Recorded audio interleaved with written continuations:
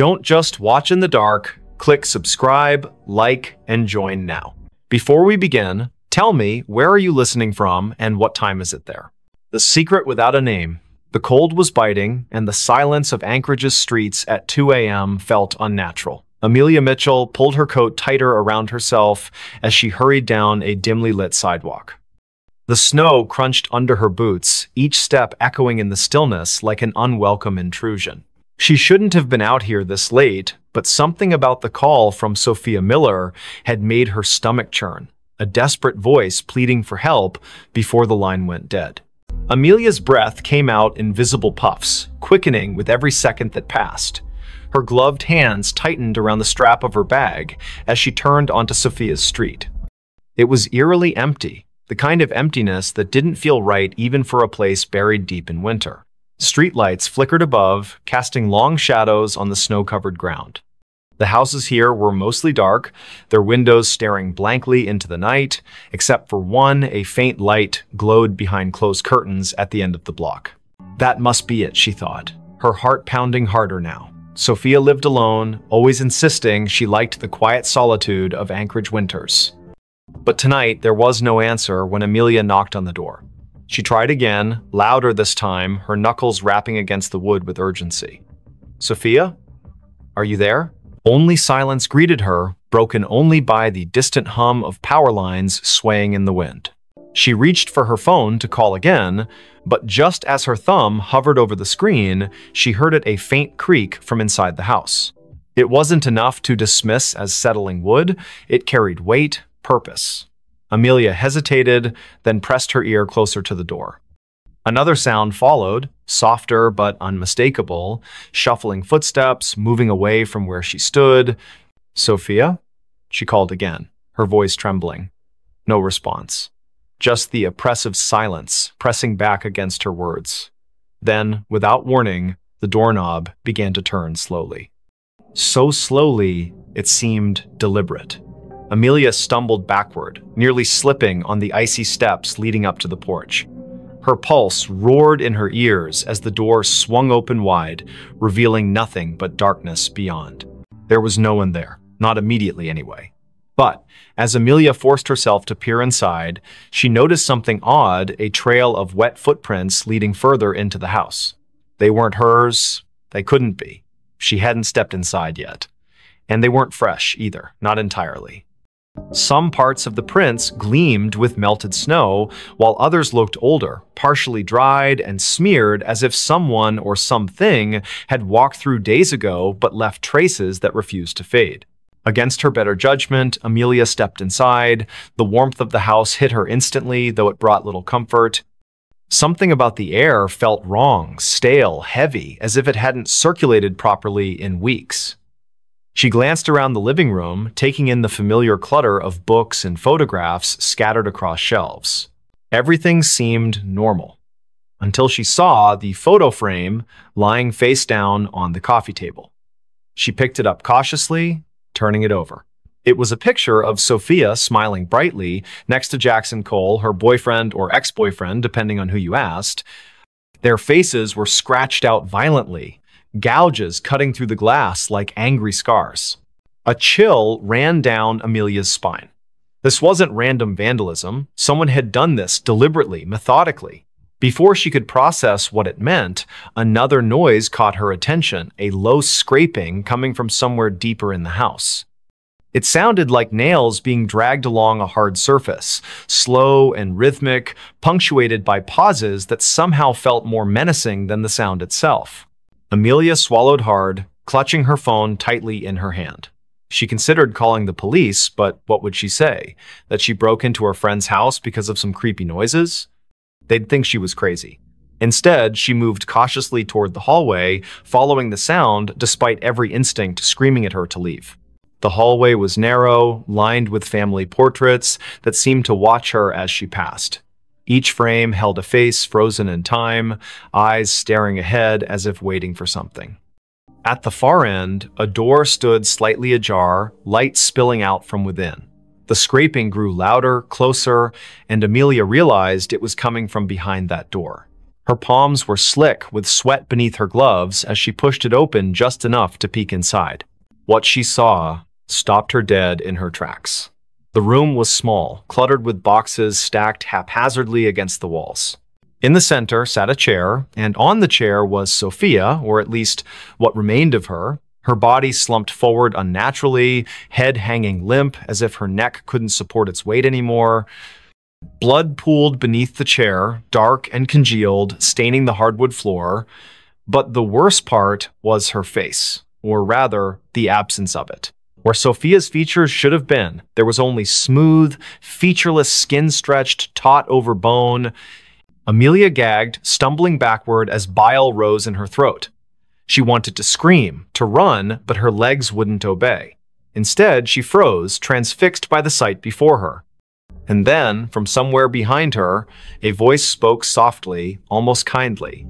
"You shouldn't have come." She spun around, heart hammering wildly, but there was no one there. The hallway was empty, the portraits still staring silently ahead. Yet the voice lingered in her mind, repeating the same phrase over and over. "You shouldn't have come. You shouldn't have come." Amelia backed away, tripping over her own feet as she tried to retrace her steps toward the front door. But the layout of the house seemed different now, distorted somehow. Doors that hadn't been there before appeared in the walls, leading to rooms she didn't recognize. Shadows shifted unnaturally, twisting into shapes that defied logic. She could hear whispers now too, overlapping voices murmuring in tones too low to understand. Panic set in fully as she realized she was trapped. Every step she took led her deeper into the labyrinthine nightmare of Sophia's home. The air grew colder with each passing moment, frost creeping up the walls and forming intricate patterns on the ceiling. And always, the whispers followed her, growing louder and more insistent. Finally, she found herself in a room she didn't remember entering. It was larger than any other space in the house, impossibly so, with walls made entirely of mirrors. Each reflection showed a version of herself, but none of them matched the person standing in the center of the room. Some looked older, gaunt, and hollow-eyed. Others appeared younger, innocent, and terrified. One reflection wasn't even human. It was a twisted, monstrous figure with elongated limbs and a mouth full of jagged teeth. Before she could react, the reflections began to move independently, stepping out of the mirrors and surrounding her. Their movements were jerky, unnatural, and they all spoke in unison, their voices blending into a single cacophony. "You know the secret," they hissed. "You've always known." Amelia shook her head frantically, tears streaming down her face. "I don't know anything," she screamed. But the figures only drew closer, their cold breath brushing against her skin. One of them reached out, its fingers brushing her cheek, and suddenly memories flooded her mind, memories that weren't hers. Images of Sophia, of Jackson, of secrets whispered in the dark, of a nameless thing lurking just beyond the edge of perception, waiting patiently for someone foolish enough to stumble upon it. And then everything went black. When Amelia woke, she was outside again, lying in the snow. The house was gone, replaced by an empty lot surrounded by trees. Her phone buzzed in her pocket, and she fumbled to retrieve it, hoping desperately for some explanation. There was a text message from an unknown number containing only 3 words: "Tell no one." She stared at the screen, her hands shaking uncontrollably. Somewhere in the distance, she heard laughter soft, childlike, and utterly devoid of joy. Bell Witch haunted our house.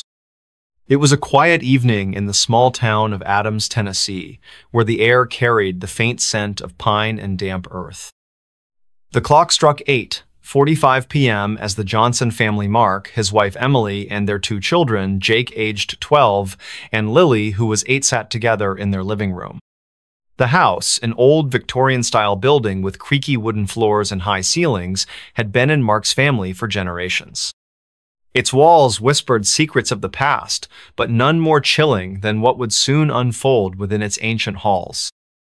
The night began innocently enough. Mark read aloud from a book while Emily knitted by the fireplace, her needles clicking softly against the backdrop of crackling flames. Jake tinkered with his toy train set on the floor, and Lily colored intently in her sketchbook. Outside, the wind rustled through the trees, casting shifting shadows across the windows. It wasn't until the first strange noise occurred, a faint jingling sound, like that of a bell, that the atmosphere shifted dramatically. "What was that?" Lily asked, looking up sharply from her coloring. Her wide eyes darted toward the corner of the room, though nothing appeared out of place.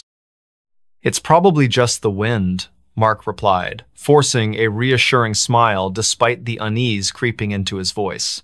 But the jingling continued, growing louder and more persistent. There were no bells in the house, nor any source that could explain the eerie sound.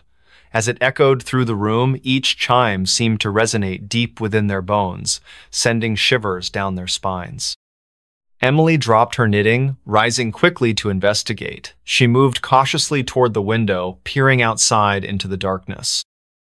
Beyond the yard stretched a dense forest, its towering trees swaying gently in the breeze. At first glance, nothing seemed amiss. Yet, when she turned back to address the family, her words caught in her throat. Hovering just above the mantel of the fireplace was the unmistakable outline of a spectral figure, a woman cloaked in white, her face obscured by long, flowing hair. "Get away from me," Emily shouted, her voice trembling as panic surged through her body. The apparition vanished instantly, leaving behind only the lingering chill of its presence. But the jingling persisted, now accompanied by other unsettling sounds: footsteps pacing overhead, doors creaking open and shut, and whispers that filled the air like phantom voices. That night, sleep eluded the Johnsons. Huddled together in the master bedroom, they listened helplessly as the haunting grew increasingly aggressive. Objects moved on their own accord, drawers opening and slamming shut seemingly without cause. The bed shook violently beneath them, though no earthquake or storm accounted for the disturbance. And then came the most terrifying sound of a low, guttural growl emanating from the shadows, followed by laughter that sounded both childlike and menacing at the same time. Days passed, each one bringing new horrors. The family documented every incident, hoping to find some rational explanation for what plagued them. They consulted local historians, learning about the infamous Bell Witch legend, a malevolent spirit said to have tormented the Bell family in the early 19th century before vanishing into folklore. Some claimed the witch still roamed the countryside, seeking vengeance against those who dared disturb her resting place. Others dismissed the stories as mere superstition. Regardless, the parallels between the Bell Witch case and their own experiences were undeniable. Desperate for answers, the Johnsons reached out to paranormal investigators, inviting them into their home to conduct a thorough examination.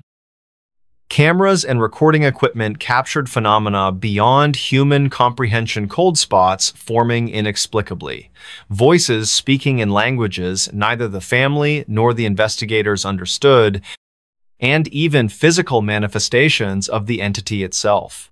One particularly harrowing moment occurred during a seance when the table levitated briefly before crashing to the ground, splintering into pieces. Through it all, the Bell Witcher, whatever force masqueraded as her, seemed fixated on Lily. She became the target of its wrath, experiencing nightmares so vivid they left her screaming awake in terror. During one such episode, Lily described seeing a pair of glowing red eyes staring at her from the darkness, accompanied by the sensation of icy fingers brushing against her skin.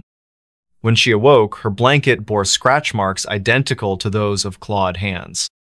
As weeks turned into months, the family's lives unraveled further.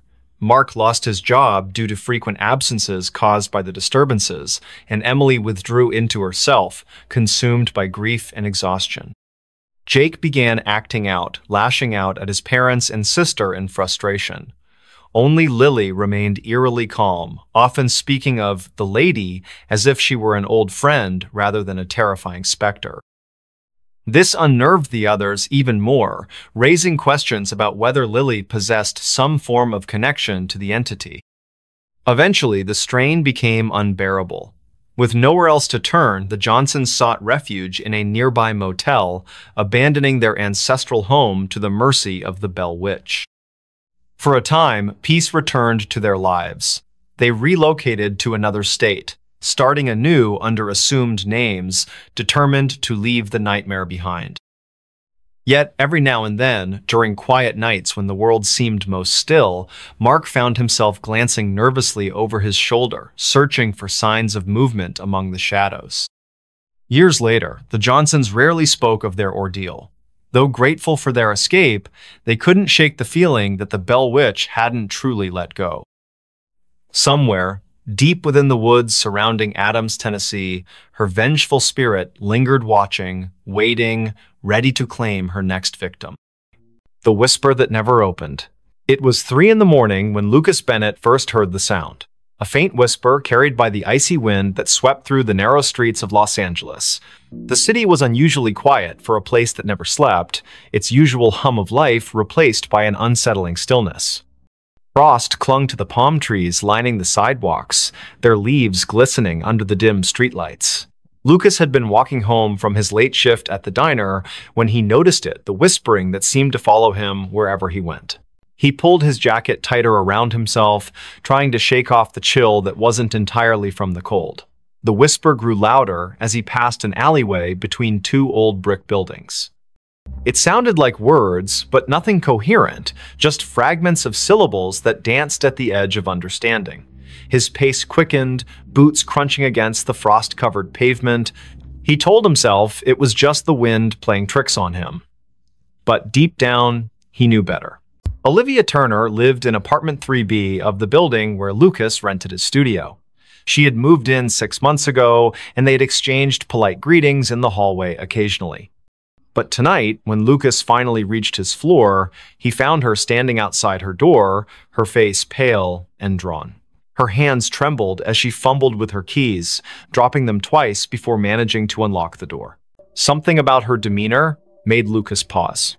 "Everything okay?" he asked, his voice softer than intended. Olivia glanced at him, her eyes wide with something he couldn't quite place. Fear? Exhaustion? Both?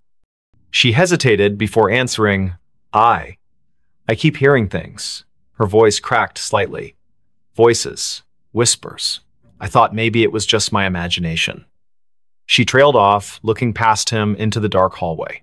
Lucas felt a chill run down his spine. He had heard those whispers too. Without thinking, he said, "Me too. Tonight. Outside." Olivia's expression shifted from fear to something closer to relief, though her hands still shook. "Come in," she said quietly, stepping aside. The warmth of her apartment enveloped him immediately, but it did little to ease the tension coiling in his chest.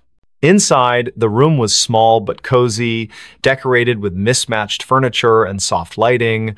A half-empty mug of tea sat cooling on the coffee table beside an open book. Olivia gestured for him to sit while she poured herself another cup. "Do you want some?" she asked, holding up the teapot. Lucas nodded, though he doubted anything could settle the unease growing inside him. As she busied herself in the kitchenette, he noticed the curtains were drawn tightly shut, despite the fact that no one would be able to see inside at this hour. The windows themselves seemed almost deliberately avoided. So Olivia began after handing him a steaming mug. "You heard them too, the whispers."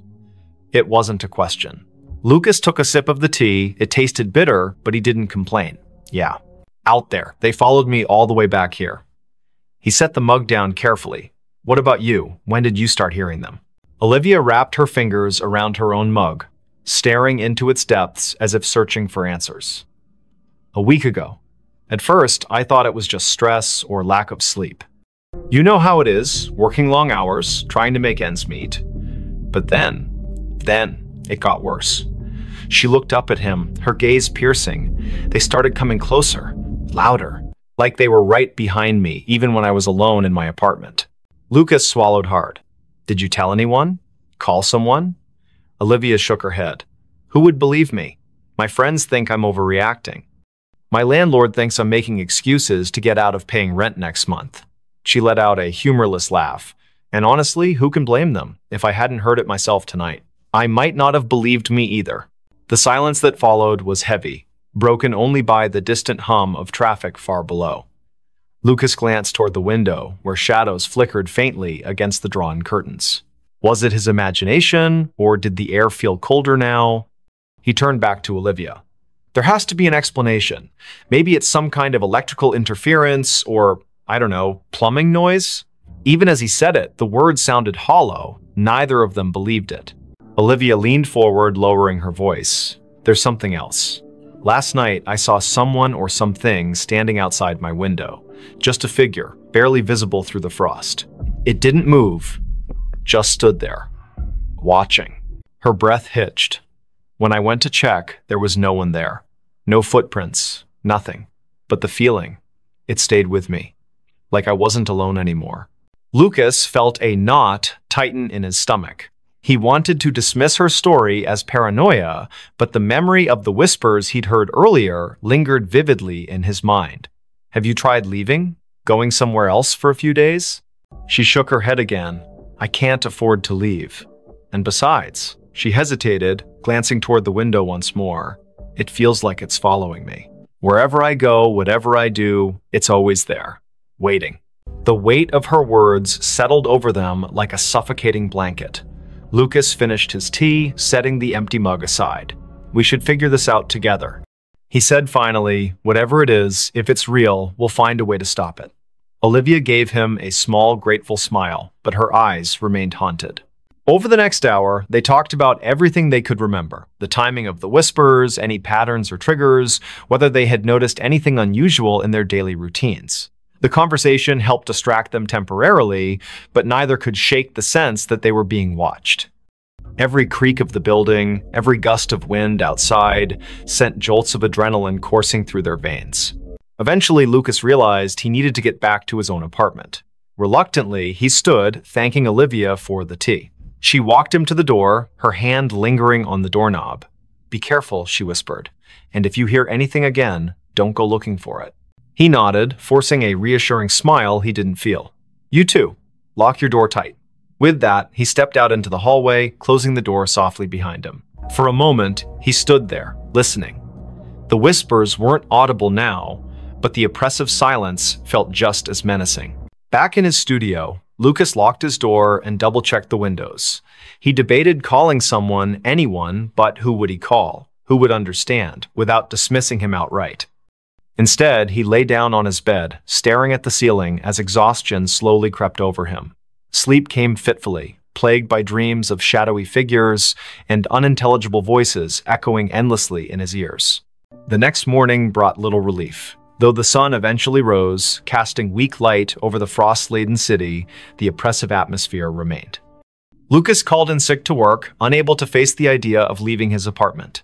Around noon, there was a knock at his door. It was Olivia, carrying a bag of groceries and wearing a nervous smile.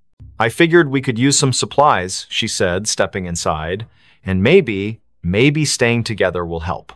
Lucas didn't argue. Together, they spent the day researching local legends, urban myths, anything that might explain what was happening. They scoured forums, read articles, even dug into old newspaper archives online. Most of it was nonsense ghost stories and conspiracy theories, but one thread caught their attention.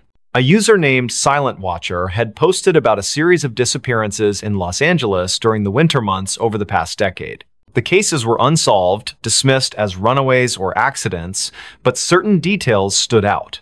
Witnesses reported hearing strange noises before the victims vanished. Some claimed to have seen shadowy figures lurking near windows or alleys. The posts were vague, but the similarities were impossible to ignore. As evening fell, the temperature dropped sharply. The heater struggled to keep up, and both Lucas and Olivia found themselves bundled in blankets, huddled together on the couch. The whispers returned, louder this time, seeping through the walls like water. They exchanged panicked looks, hearts pounding in unison. Whatever it was getting closer. Desperation drove them to action. Armed with flashlights and makeshift weapons, a baseball bat for Lucas, a kitchen knife for Olivia, they ventured into the hallway. The whispers surrounded them now, forming a cacophony of disjointed sounds that clawed at their sanity. Each step felt heavier than the last, as if the air itself resisted their movement. At the end of the hallway, the emergency exit stood ajar, frost creeping inward. Beyond it lay the fire escape, descending into darkness. Lucas hesitated, gripping the bat tightly. "Do we really want to know what's out there?" he whispered. Olivia didn't answer, her eyes fixed on the gap. Slowly, they stepped through, bracing themselves for whatever awaited them. The metal stairs groaned under their weight, each step echoing ominously in the frigid night. Below, the alley was shrouded in shadow, the streetlights casting long, distorted reflections on the icy ground.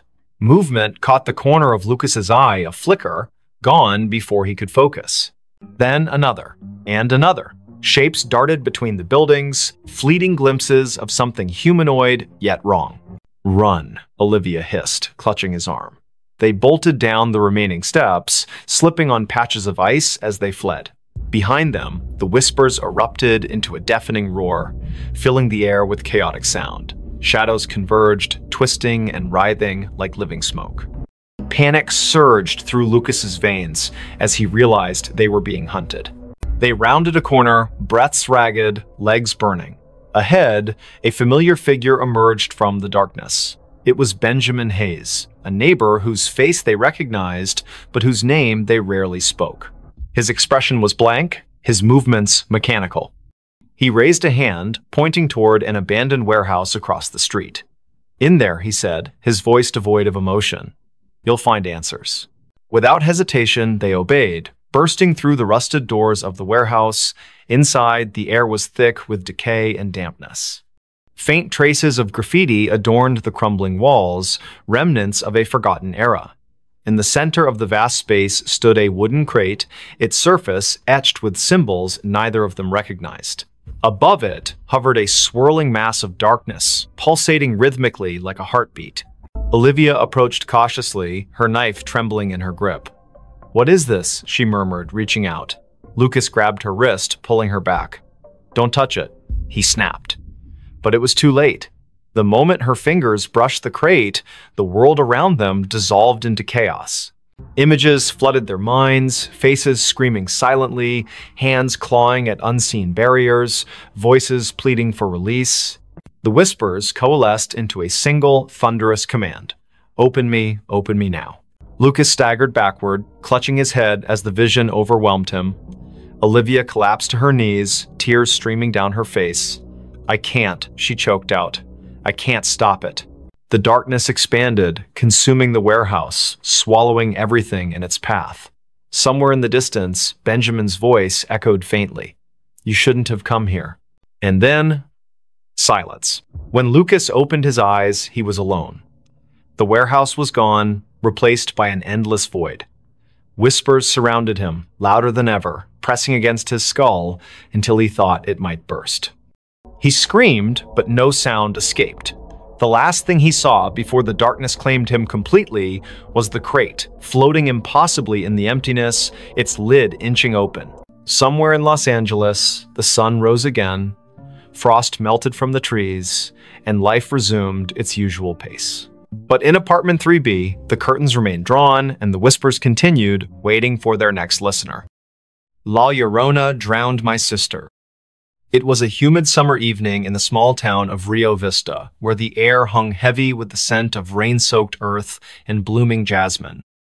The clock read 9:30 p.m. as Emily Carter sat on her porch, fanning herself against the sticky warmth that refused to dissipate even after sunset. Her younger sister, Lily, played nearby with a group of neighborhood children, their laughter echoing through the quiet streets lined with towering oak trees. Unbeknownst to them, the tranquility of this moment would soon shatter into chaos. The Carters lived in a modest house near the banks of the Rio Vista River, a winding waterway that had been both a source of life and legend for generations. Tales of La Llorona, the weeping woman said to haunt riversides searching for her lost children, were whispered among locals, though most dismissed them as mere folklore. Emily, however, had always felt an inexplicable unease whenever she heard those stories. That night, her instincts screamed louder than ever before. As the sun dipped below the horizon, casting long shadows across the yard, Emily noticed something odd about the river. Its usually calm surface rippled unnaturally, as if stirred by an invisible hand. A faint mist began to rise, curling lazily toward the shore like tendrils of smoke. She dismissed it at first, chalking it up to the humidity, but then came the sound a low, mournful wail carried on the breeze, haunting and otherworldly. It sent shivers down her spine, and she instinctively called out to Lily, urging her to come inside. "Lily, time to head home," Emily shouted, her voice cutting through the twilight. The children paused their game momentarily, glancing toward the house. But instead of obeying, Lily hesitated, drawn to the edge of the riverbank by some unseen force. "Just one more minute," she pleaded, her eyes wide with curiosity. Emily frowned, sensing the growing tension in the air, but reluctantly agreed, promising to keep a close eye on her. Minutes later, the atmosphere shifted dramatically. The sky darkened prematurely, clouds rolling in with unnatural speed, blotting out the stars and moon. A cold wind swept through the area, carrying with it the scent of salt and decay, unlike anything Emily had ever smelled before.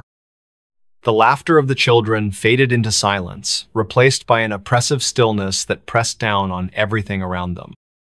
And then, from somewhere beyond the tree line, came the sound again, this time clearer, closer, and unmistakably human.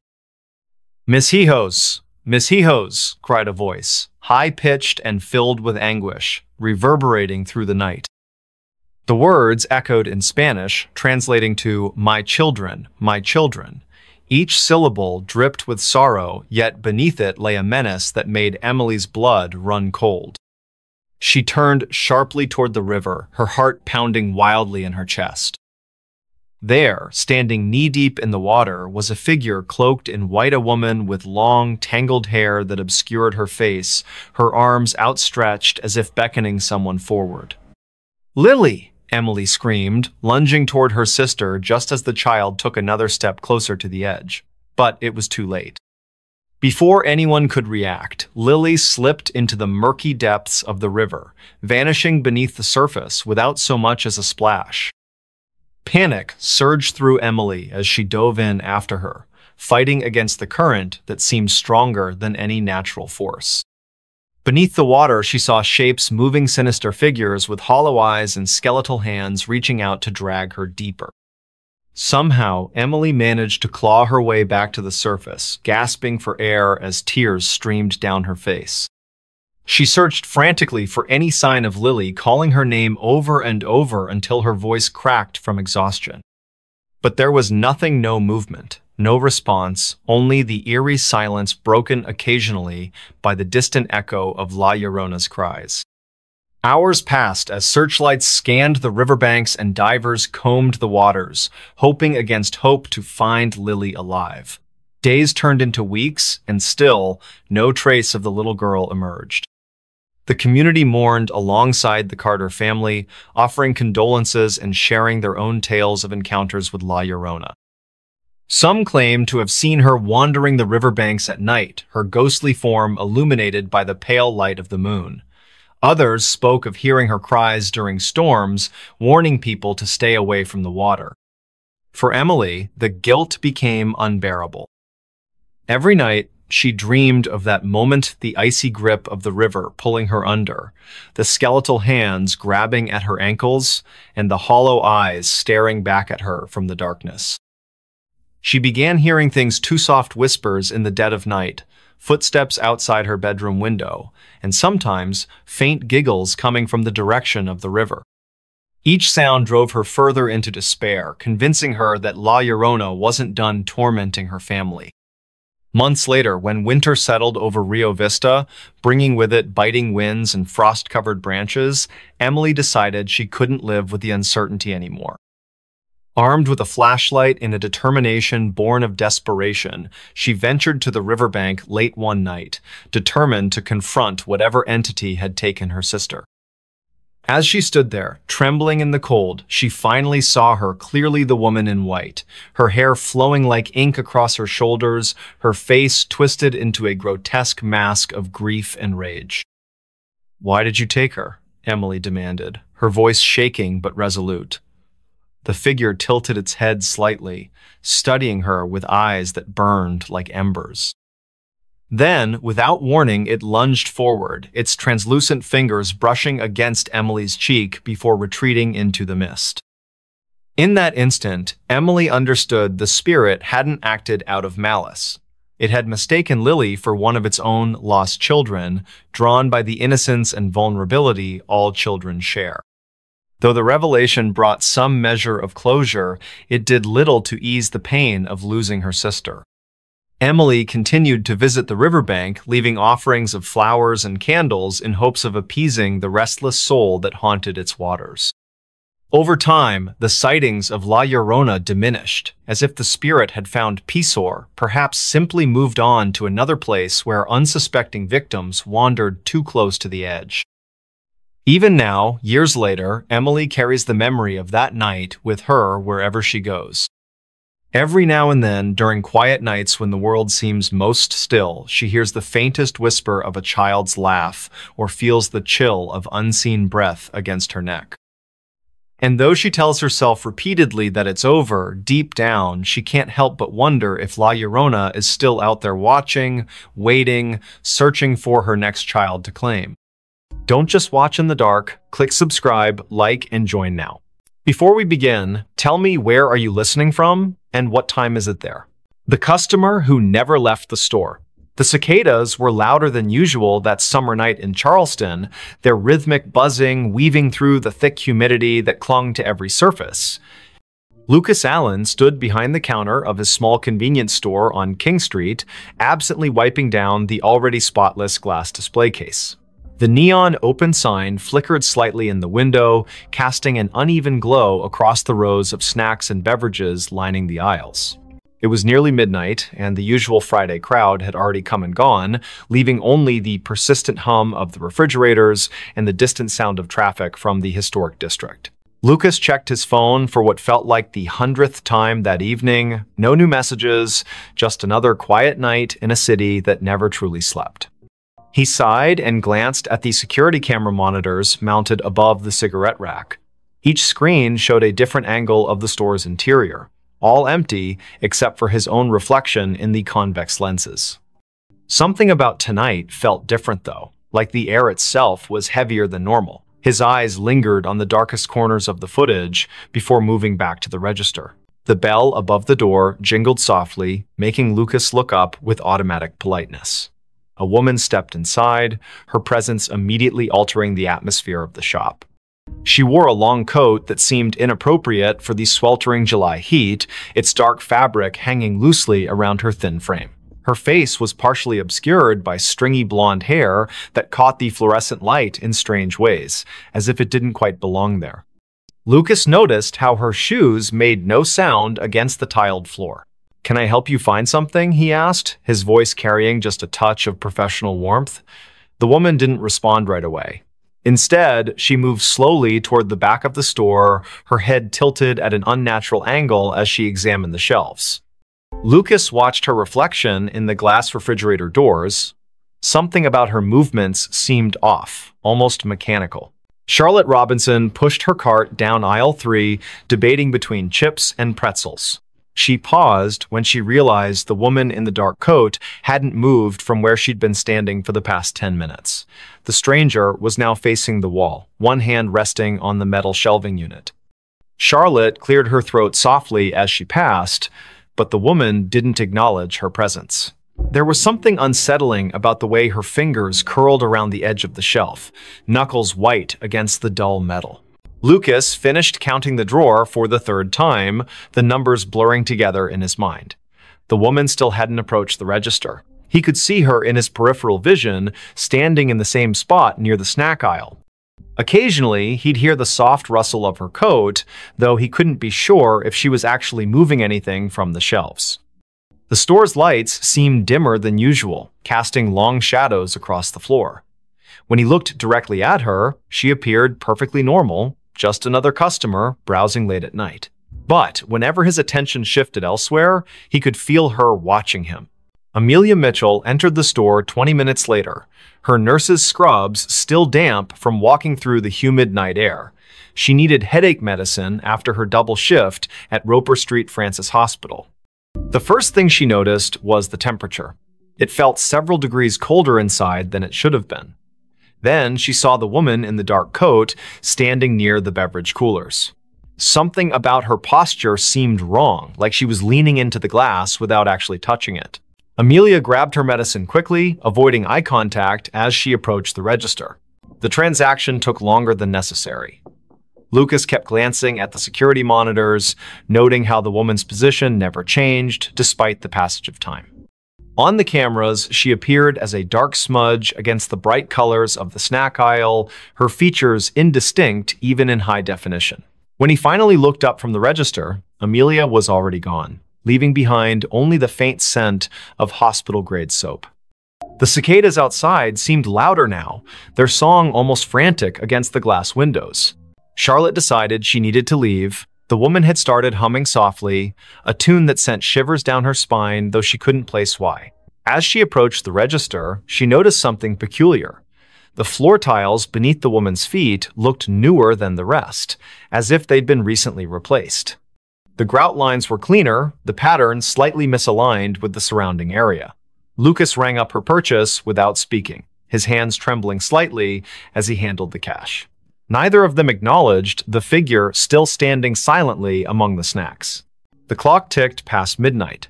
Lucas began his closing routine, straightening displays and checking expiration dates.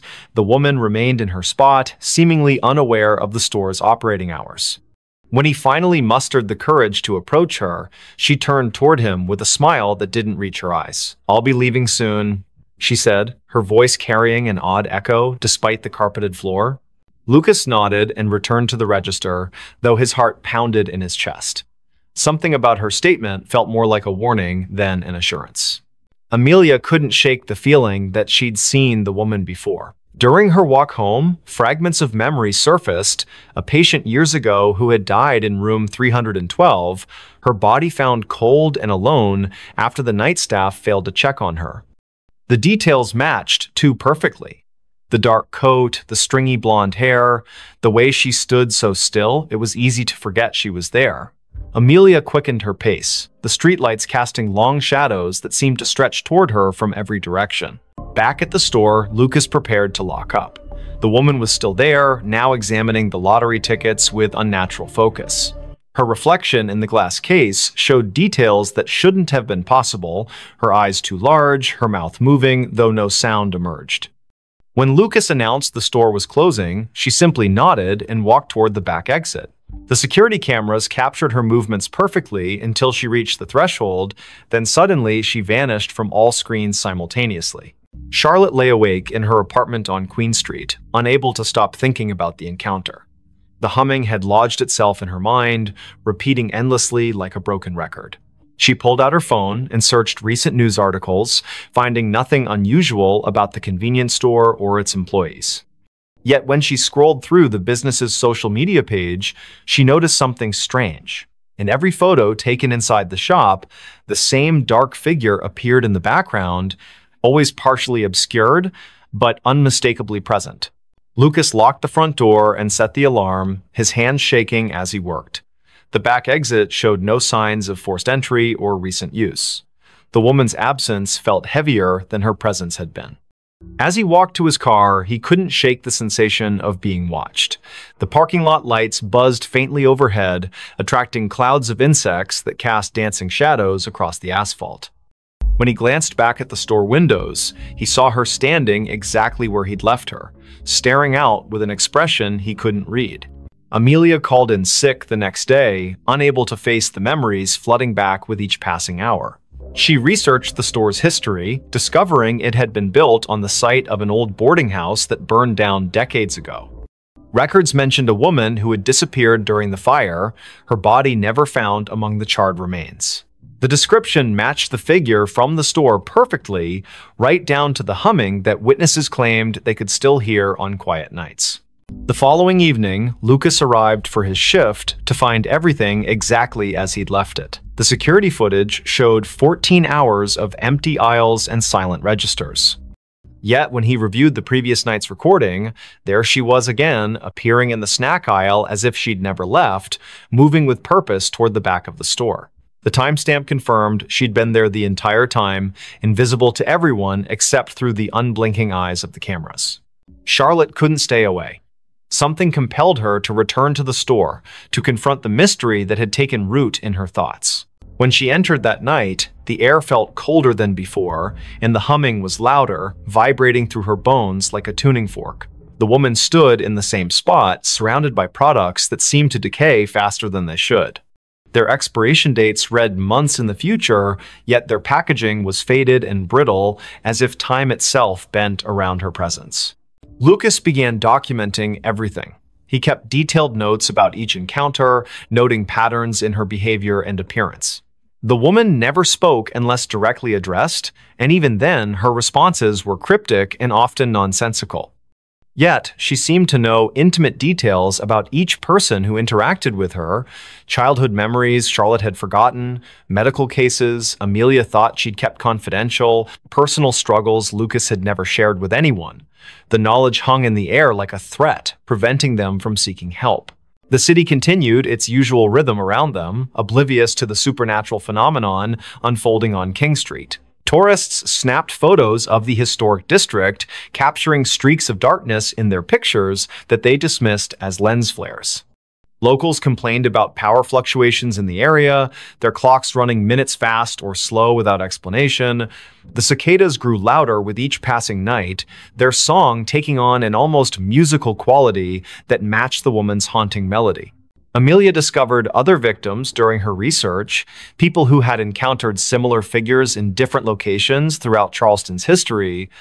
Each story followed the same pattern. A mysterious woman appearing in places of commerce, lingering beyond reason, collecting pieces of people's lives until they became trapped in her orbit. Some claimed she was searching for something specific, others believed she fed on human connection. All agreed that once she marked you, there was no escaping her influence. Lucas found himself changing. His reflection in the store windows seemed less substantial, his features fading slightly each day. Customers commented on how tired he looked, though he slept better than he had in years. The security cameras captured moments when he wasn't entirely present, his form flickering like static between frames.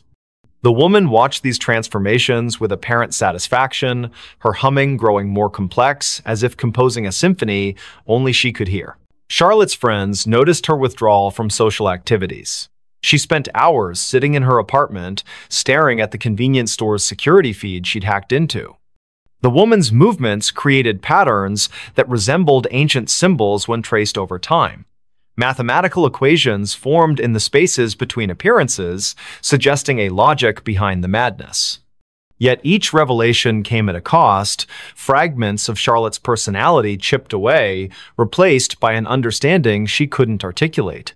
The temperature in the store dropped steadily, creating condensation on the windows that spelled out words when viewed from certain angles. "Help me" appeared repeatedly, though none of them could determine if it was a plea or a command. The refrigeration units malfunctioned constantly, their contents freezing solid regardless of settings. Products aged rapidly on the shelves, some turning to dust within hours of stocking. Time itself seemed to warp around the woman, bending reality to accommodate her presence.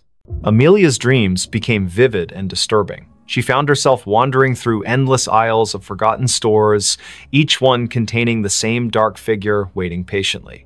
The humming followed her into consciousness, becoming a constant companion that drowned out other sounds. Her colleagues at the hospital remarked on her improved intuition regarding patient care, though they couldn't explain how she knew things she shouldn't. The line between her world and the woman's realm blurred until she couldn't tell which side she belonged to. Lucas attempted to break the cycle by staying away from the store. For 3 days, he avoided King Street entirely, hoping distance would sever the connection. Instead, the woman's influence grew stronger. She appeared in his apartment mirror, reflected in puddles during rainstorms, visible in the steam rising from his morning coffee. The humming never ceased, matching his heartbeat until he couldn't distinguish between internal and external sounds. His attempts to warn others fell on deaf ears, their faces blank as if seeing through him. Charlotte documented everything obsessively, filling notebooks with observations and calculations. The patterns revealed themselves gradually, forming a complex web of connections between victims across generations. Each person had experienced loss or isolation significant enough to create a void the woman could fill. They had sought comfort in material possessions, believing wealth or convenience could replace human connection. The realization hit her like a physical blow. They were all customers who had never truly left the store, trapped by their own desires. The final confrontation occurred on the hottest night of the summer. The cicadas screamed in harmony with the humming, their combined song shaking the glass in the store's windows. Lucas, Charlotte, and Amelia found themselves drawn back to the convenience store despite their efforts to resist. The woman waited for them in aisle 3, her dark coat billowing as if caught in a wind that didn't exist. Her smile revealed too many teeth, each one gleaming like polished stone. "You've learned," she said, her voice resonating through the empty store. But learning isn't enough. The floor tiles beneath them shifted, revealing the foundation of the old boarding house. Charred wood and ash filled the space where modern construction should have been. The security cameras captured everything perfectly, broadcasting their final moments to empty monitors throughout the building. One by one, they stepped forward, unable to resist the pull any longer. The store remained open for business the next day. New employees arrived, unaware of the previous staff. Customers browsed the aisles, selecting items they didn't need but couldn't refuse.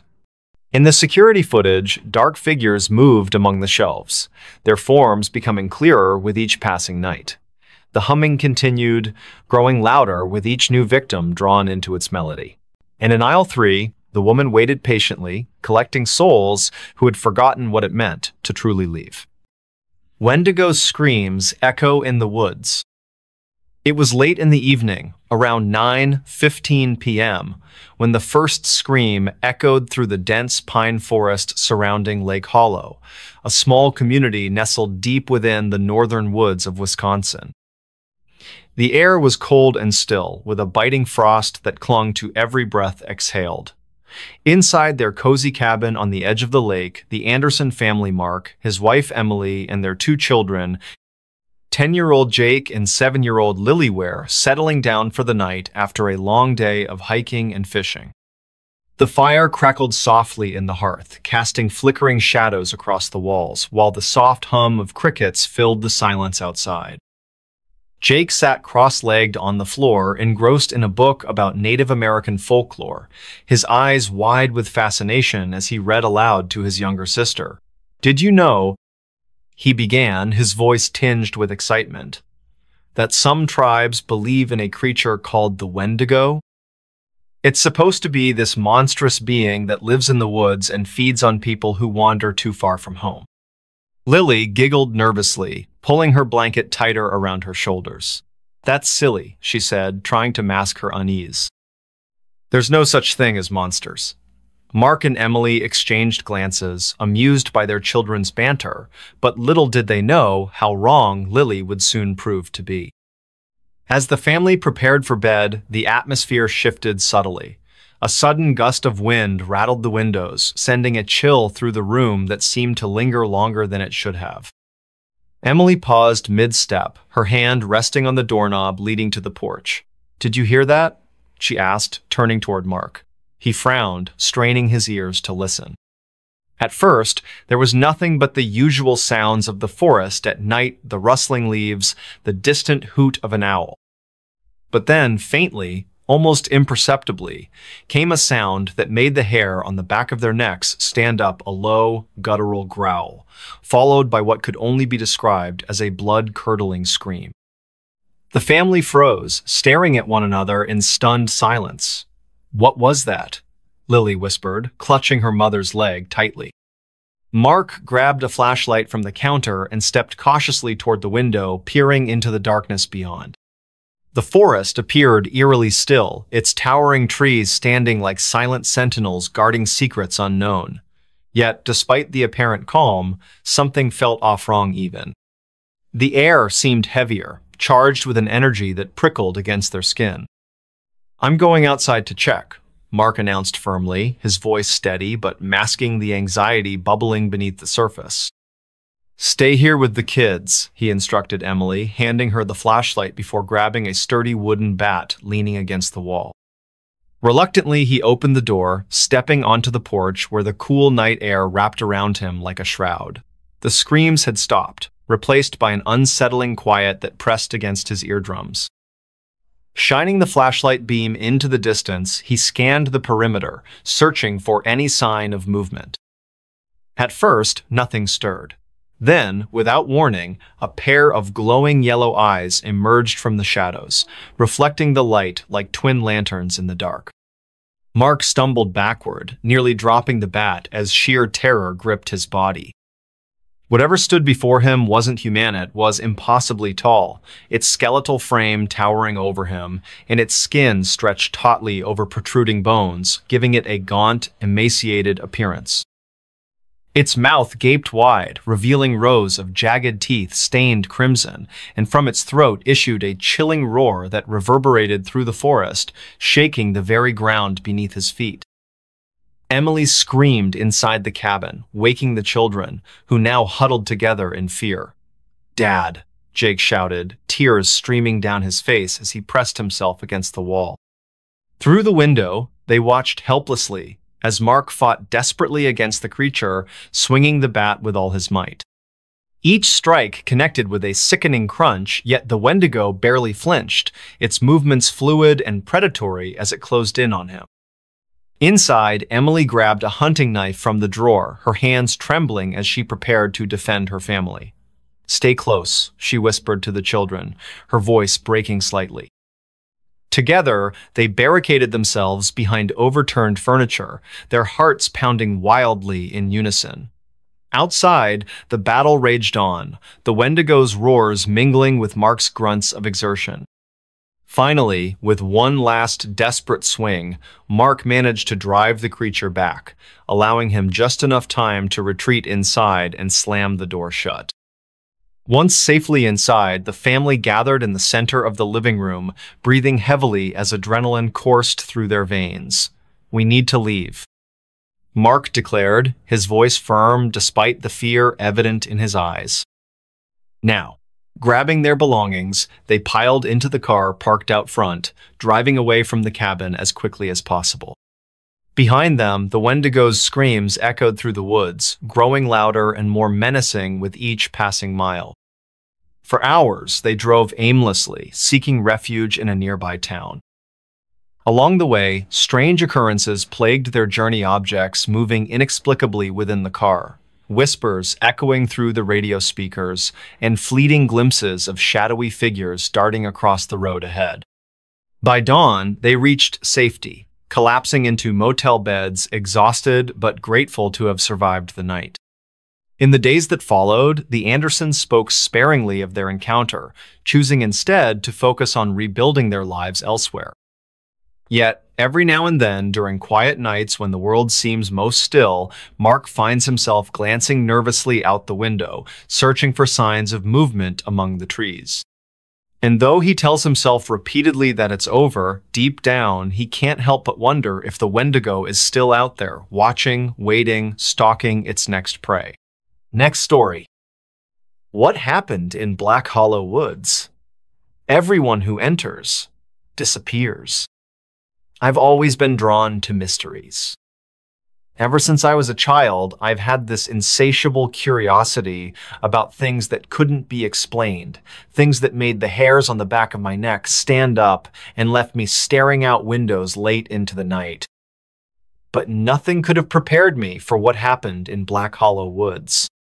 It started with my sister, Clara. She wasn't just family, she was my best friend. We shared everything, the secrets we kept from our parents, the dreams we whispered under the covers when we thought no one else was listening.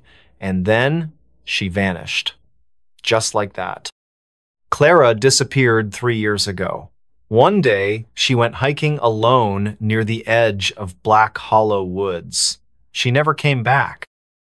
There were no signs of struggle, no evidence of foul play, and no body ever found. The authorities treated it as an isolated incident at first, but the more I dug, the more I realized hers wasn't the only disappearance tied to those woods.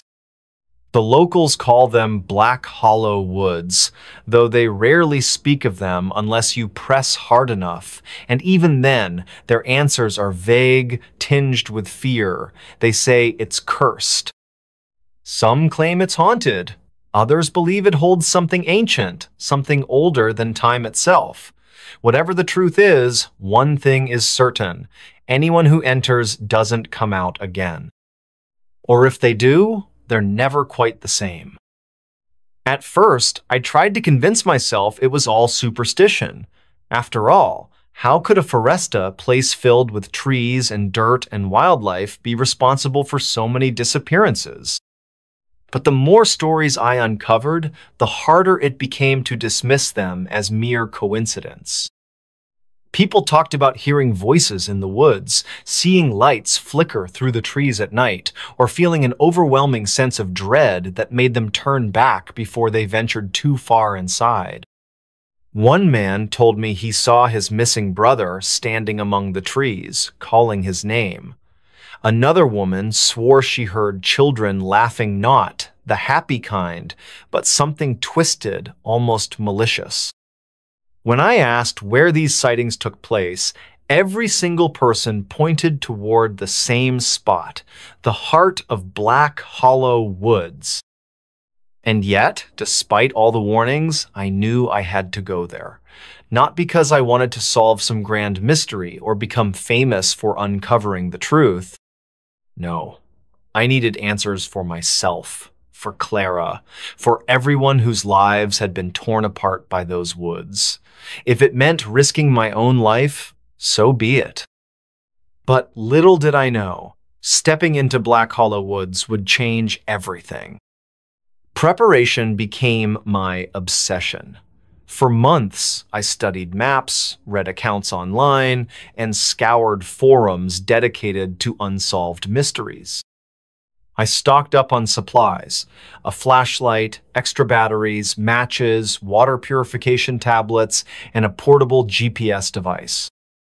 My phone wouldn't work once I entered the woods. I'd already learned that much, but I figured the GPS might help keep me oriented. Still, deep down, I felt uneasy. It wasn't just the stories anymore. It was the way people reacted when I mentioned the woods. Their faces would pale, their voices drop to barely audible whispers. "You shouldn't go there," they'd say. "Something's wrong with those woods." On the morning I set out, the air was heavy with anticipation or maybe dread.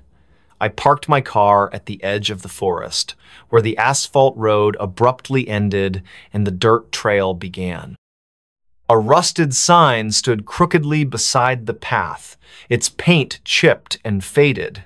In bold letters, it read, "Warning, Black Hollow Woods, unsafe for travel." Below that, someone had spray painted a single word in red: "Turn back." I hesitated for a moment, staring at the sign. Was this really such a good idea? Could I trust myself to make it out alive? Then I remembered Clara's face, her smile, the last time I saw her. That memory steeled my resolve. Taking a deep breath, I stepped onto the trail. At first, everything seemed normal. The sun filtered weakly through the canopy above, casting dappled shadows across the ground. Birds chirped in the distance, and the occasional breeze stirred the leaves. But as I pressed deeper into the woods, the atmosphere began to shift. The sounds of nature grew quieter until they stopped altogether. No birdsong, no rustling leaves, not even the faintest whisper of wind. Just silence. A strange sensation crept over mean itch between my shoulder blades, like someone was watching me. I spun around, scanning the trees behind me, but there was nothing. Nothing except the endless rows of trunks stretching endlessly into the distance. Still, I couldn't shake the feeling that I wasn't alone. My GPS started acting up next. At first, it simply lost signal, which I expected. But then the screen glitched, displaying random coordinates that didn't match any known location. Lines appeared where they shouldn't, forming patterns that looked almost deliberate, like symbols or sigils. Frustrated, I turned it off and shoved it into my bag. Time began to warp. I couldn't tell whether hours or minutes had passed. The sun seemed stuck in the sky, refusing to move.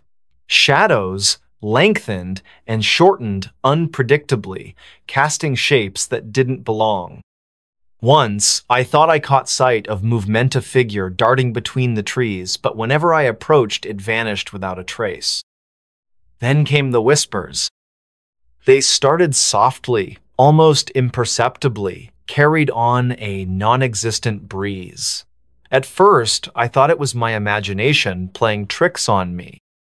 But as I listened closer, I realized the voices weren't random, they were speaking names. Familiar names. Names of people who had gone missing in Black Hollow Woods. Clara, one voice murmured, low and mournful.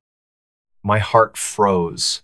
I spun around, searching for the source, but there was no one there, just the trees, standing silent and unyielding. The further I went, the stranger the forest became. Trees bent at impossible angles, their branches twisting into grotesque shapes. Vines snaked across the ground, writhing like living creatures. Even the air felt different, thicker, heavier, pressing against my chest with each breath. And still, the whispers followed me, growing louder, more insistent. You shouldn't be here. Turn back while you can. They're waiting. For a brief moment, I considered doing exactly that, but something drove me forward, a compulsion I couldn't explain. Maybe it was guilt, maybe it was hope, or maybe it was something darker, a pull exerted by the woods themselves. Eventually, I reached what I believed to be the center of Black Hollow Woods. The trees thinned slightly here, revealing a clearing bathed in an unnatural light. It wasn't sunlight, it was colder, paler, casting long, distorted shadows that danced erratically across the ground. In the middle of the clearing stood a massive tree, its trunk blackened and cracked, its roots spreading outward like clawed fingers. Carved into its bark were symbols I didn't recognize, glowing faintly with a sickly green hue. As I approached, the whispers grew deafening. Now, they weren't just names, they were memories, fragments of conversations, moments stolen from my mind. I heard Clara's laugh, her voice teasing me about something trivial. I heard my mother crying after learning of Clara's disappearance. I heard myself screaming in terror as the realization hit me. The forest was feeding off my memories. Panic surged within me, but I forced myself to focus. What was this place? Why did it exist? And why did it seem so intent on consuming those who entered? That's when I noticed the figures gathered at the edge of the clearing. At first, I thought they were statues, lifeless, unmoving shapes carved from stone. But as I watched, they shifted, turning their heads ever so slightly to regard me. Faces emerged from the darkness, pale and gaunt, their eyes hollow pits of emptiness. "Welcome home," one of them rasped. Home? What did they mean by that? Before I could ask, the ground beneath me trembled violently. Roots burst forth from the earth, wrapping around my legs, pulling me toward the massive tree. I struggled, kicking and clawing at the soil, but the roots held fast. Panic gave way to desperation as the whispers turned into screams, echoing in my ears until I thought I'd go mad. And then, just as suddenly as it began, it stopped. The roots released me, retreating back into the ground. The figures in the clearing dissolved into mist, leaving me alone once more. The tree loomed above me, its glowing symbols dimming until they vanished entirely. For a moment, I sat there, trembling, trying to process what had just happened. It was then that I noticed the notebook. Propped against the base of the tree was a small, leather-bound journal. Its pages were yellowed with age, the ink faded, but still legible. Curiosity got the better of me, and I picked it up, flipping through the entries. Each one belonged to someone who had entered Black Hollow Woods before me, people who had written down their experiences, their fears, their final thoughts before disappearing forever.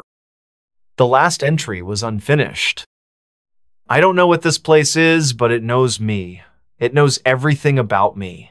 It shows me things I wish I could forget, makes me relive moments I'd rather bury. Is this what happens to everyone who comes here? Do we all end up trapped in our own minds? Beneath the words was a single sentence scrawled in frantic handwriting. If you're reading this, run. Get out while you still can.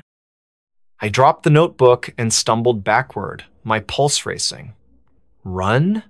How could I run when I didn't even know where I was anymore? The paths had twisted and turned, leading me in circles until I lost all sense of direction. And now, standing in this eerie clearing, I wondered if escape was even possible. As the days, perhaps hours dragged on, I began to piece together the truth about Black Hollow Woods. It wasn't a physical place, not entirely. Yes, the trees and the ground existed, but the forest itself was something else, a gateway, a prison, a manifestation of whatever dwelled beyond the veil of reality. The whispers, the memories, the figures in the clearing, all of it, was part of the forest's design. It fed on emotions, on fears and regrets, using them to ensnare its victims. Those who entered rarely left, not because they were killed, but because they became part of the woods themselves. Trapped in an endless loop of torment, reliving their worst moments over and over again. But there was more, much more. In the quiet moments, when the whispers subsided and the forest seemed almost peaceful, I began to hear another sound of voice, distinct and clear, speaking directly to me. It wasn't human, not exactly, but it understood my language well enough. It called me by name, promised me answers if I stayed, if I surrendered. "What do you want?" I demanded, though I wasn't sure if it could hear me. "To show you the truth," it replied, its voice resonating in my mind. "To let you see what lies beyond." Beyond what? Beyond the woods? Beyond life itself? The voice didn't answer. Instead, it showed me images, flashes of light and shadow, glimpses of places I couldn't begin to comprehend.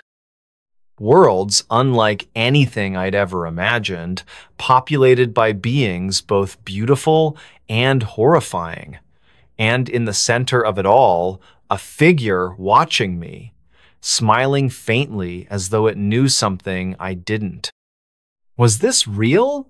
Or was it merely a trick, a ploy to keep me trapped? I couldn't tell. All I knew was that I had to get out, somehow. Days later, maybe minutes, I emerged from the woods, gasping for air as sunlight blinded me. My clothes were torn, my skin scratched and bruised, but I was alive. More importantly, I was free. Or so I thought. Back in my car, I checked my phone for the first time since entering the woods. To my relief, it worked again, showing full bars and a strong signal. I opened the map app, expecting to see the location of the nearest town. Instead, the screen displayed a message. "You're still here." My blood ran cold. I stared at the phone, then glanced around me. The forest loomed in the rearview mirror, its edges blurring and shifting as though mocking me. Had I truly escaped? Or had the woods followed me out? I haven't slept since. Every night I hear the whispers again, softer now, but persistent. Sometimes I think I see faces in the shadows outside my window, watching me, waiting. And sometimes when I close my eyes, I swear I feel roots curling around my ankles, pulling me back into the darkness. Maybe I'll never leave Black Hollow Woods after all. Bloody Mary answered in my mirror. It was a humid summer night in the small town of Briarwood, where the air felt thick and heavy, pressing down on everything like an invisible weight. The clock struck midnight, and the house on Elm Street stood silent, except for the faint hum of crickets chirping outside. Inside, Megan Carter, a curious 17-year-old with an insatiable appetite for urban legends, sat alone in her dimly lit bathroom. Her friends had dared her earlier that evening to summon Bloody Maria, a ghostly figure said to appear in mirrors when called upon under specific conditions. Though skeptical, Megan's curiosity got the better of her, leading her to attempt the ritual herself. The bathroom was small but functional, its walls painted a pale blue that now seemed almost gray in the low light. A single bulb flickered above the sink, casting eerie shadows across the room. Megan stood before the mirror, her reflection staring back at her with wide eyes full of both excitement and apprehension. She took a deep breath, trying to calm her racing heart. "Okay," she whispered to herself, her voice barely audible over the sound of her own pulse pounding in her ears. "Here goes nothing." She closed her eyes tightly and began the chant, her voice steady at first but growing shakier with each repetition. "Bloody Mary. Bloody Mary. Bloody Mary."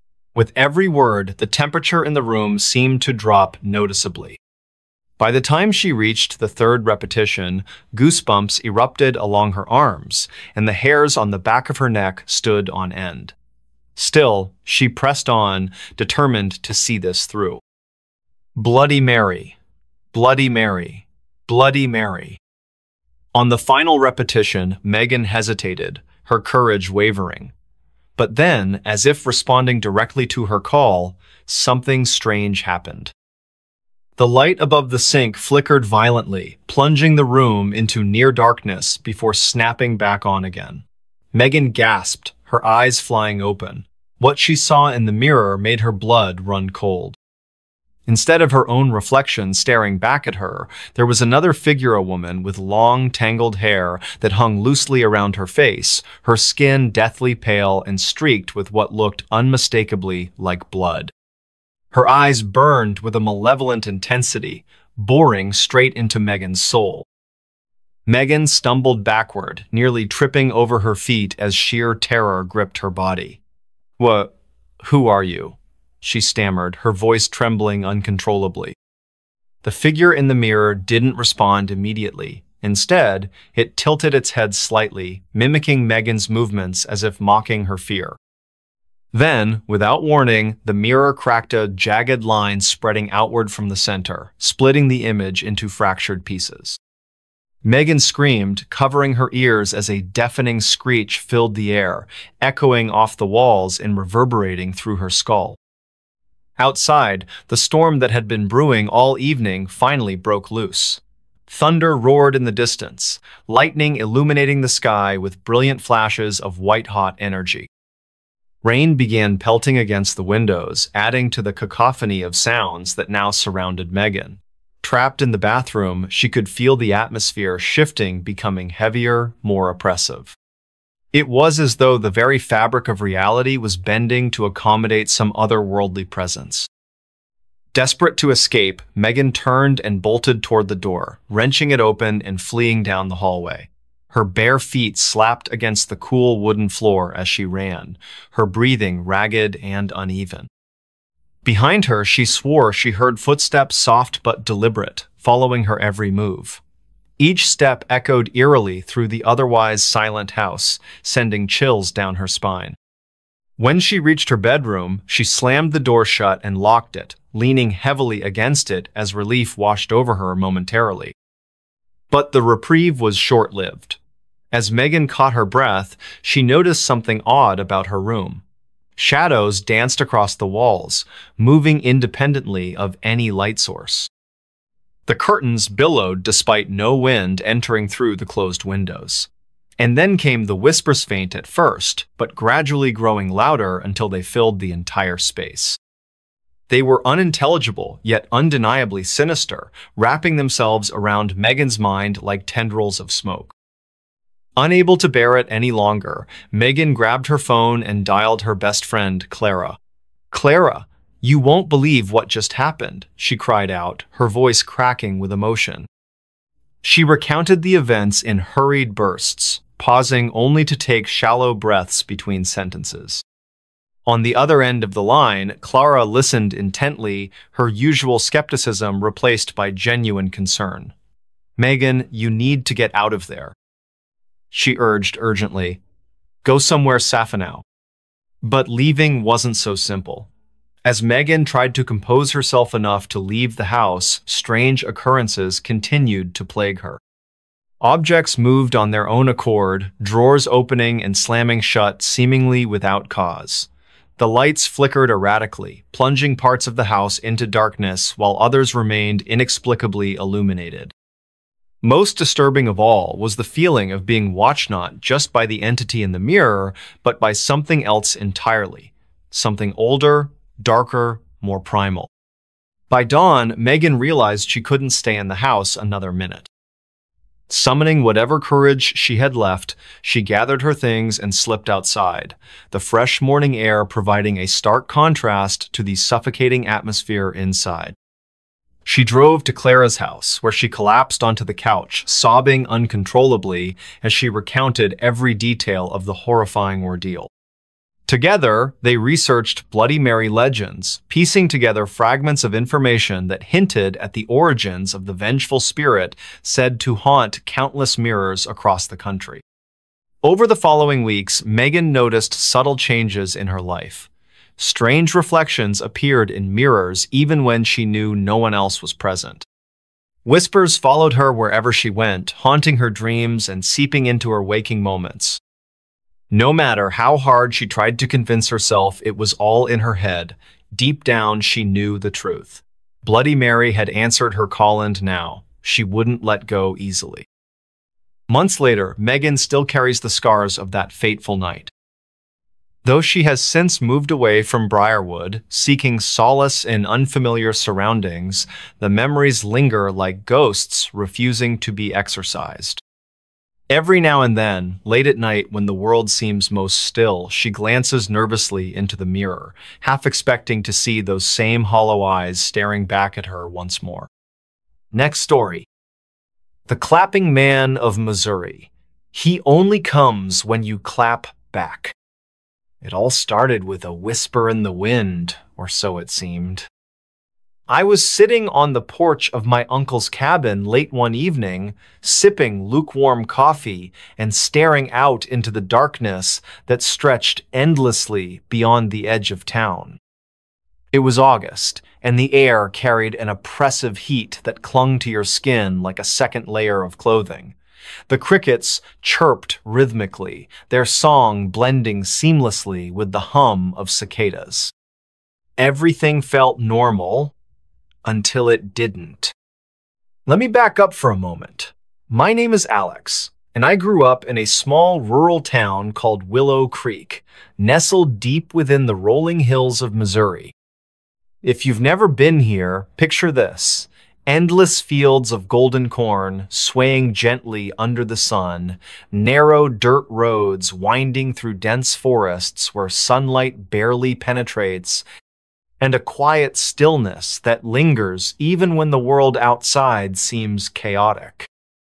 But beneath that serene surface lies something darker, something whispered about by locals over hushed tones during late-night gatherings at the diner or around campfires deep in the woods. You see, Willow Creek has its own urban legenda story passed down through generations, told to children as cautionary tales and dismissed by adults as mere superstition. They call him the Clapping Man. As kids, we heard snippets of the tale from older siblings or friends whose parents had warned them not to stray too far into the woods after dark. According to legend, the Clapping Man roams the outskirts of Willow Creek, appearing only in places untouched by civilization, abandoned barns, desolate fields, and shadowy groves where trees twist unnaturally toward the sky. He's said to be drawn to sound specifically, clapping. Here's how the story goes. If you clap twice or more in these isolated areas, he will come, and once he arrives, there's no turning back. Locals always added a chilling caveat. He only comes if you clap back. At first glance, it sounds absurd, doesn't it? Like some half-baked ghost story meant to scare restless teenagers into behaving themselves. But no one ever dared to test it not anymore. Not since. Well, let's just say there are reasons why people steer clear of certain parts of the forest now. Fast forward 10 years later, and I found myself returning to Willow Creek for what was supposed to be a peaceful summer break before starting graduate school. My childhood best friend, Jamie, had invited me to join her and a group of friends for a weekend camping trip near Old Hollow Lake, a secluded area surrounded by towering pines and thick underbrush. It wasn't exactly my idea of fun. I'd rather stay indoors reading books, but Jamie insisted, claiming it would help me reconnect with nature. We arrived late Friday afternoon, setting up our tents along the lake's rocky shoreline. As dusk settled over the landscape, casting long shadows across the water, Jamie pulled out a bottle of whiskey she'd smuggled in her backpack. "To celebrate," she said with a mischievous grin. We sat around the fire, laughing and sharing stories late into the night. That's when someone brought up the Clapping Man. "It's stupid," Jamie scoffed, taking a swig from the bottle. "Just another dumb legend to keep us scared of the woods. Who even believes that crap?" Her words hung heavy in the air, though none of us argued. There was an unspoken agreement among us. While most viewed the story as folklore, there remained a kernel of unease buried deep within each of us. Maybe it was the way the wind picked up suddenly, rustling the leaves overhead, or the distant howl of a coyote echoing through the valley. Whatever it was, it made the silence afterward feel heavier than usual. Then came the dare. "Fine," Jamie said, slamming the bottle onto a log. "If you guys don't believe me, let's prove it. Let's go find this Clapping Man and see if he actually exists." No one responded immediately. Instead, we exchanged nervous glances, the flickering flames reflecting off our faces. Finally, another friend, Sam, spoke up. "All right, but only if you do it first." Jamie smirked, standing up abruptly. "Deal." Armed with flashlights and a growing sense of dread, we ventured deeper into the woods surrounding the lake. The path narrowed quickly, forcing us to walk single file as the canopy above thickened, blocking out the moonlight. Every snap of a twig or scuttle of unseen creatures sent shivers down my spine, but I tried to convince myself it was just the alcohol talking. When we reached a clearing, Jamie stopped abruptly. She turned to face us, her eyes gleaming with determination or maybe bravado. "Watch closely," she said, raising her hands. Then, without hesitation, she clapped twice. The sound echoed through the clearing, reverberating off the trees before fading into silence. For a moment, nothing happened. Just the soft rustle of leaves and the occasional chirp of insects. Then, a faint clap, distant yet unmistakable, answered hers. I froze, my breath catching in my throat. Beside me, Sam muttered, "Did you hear that?"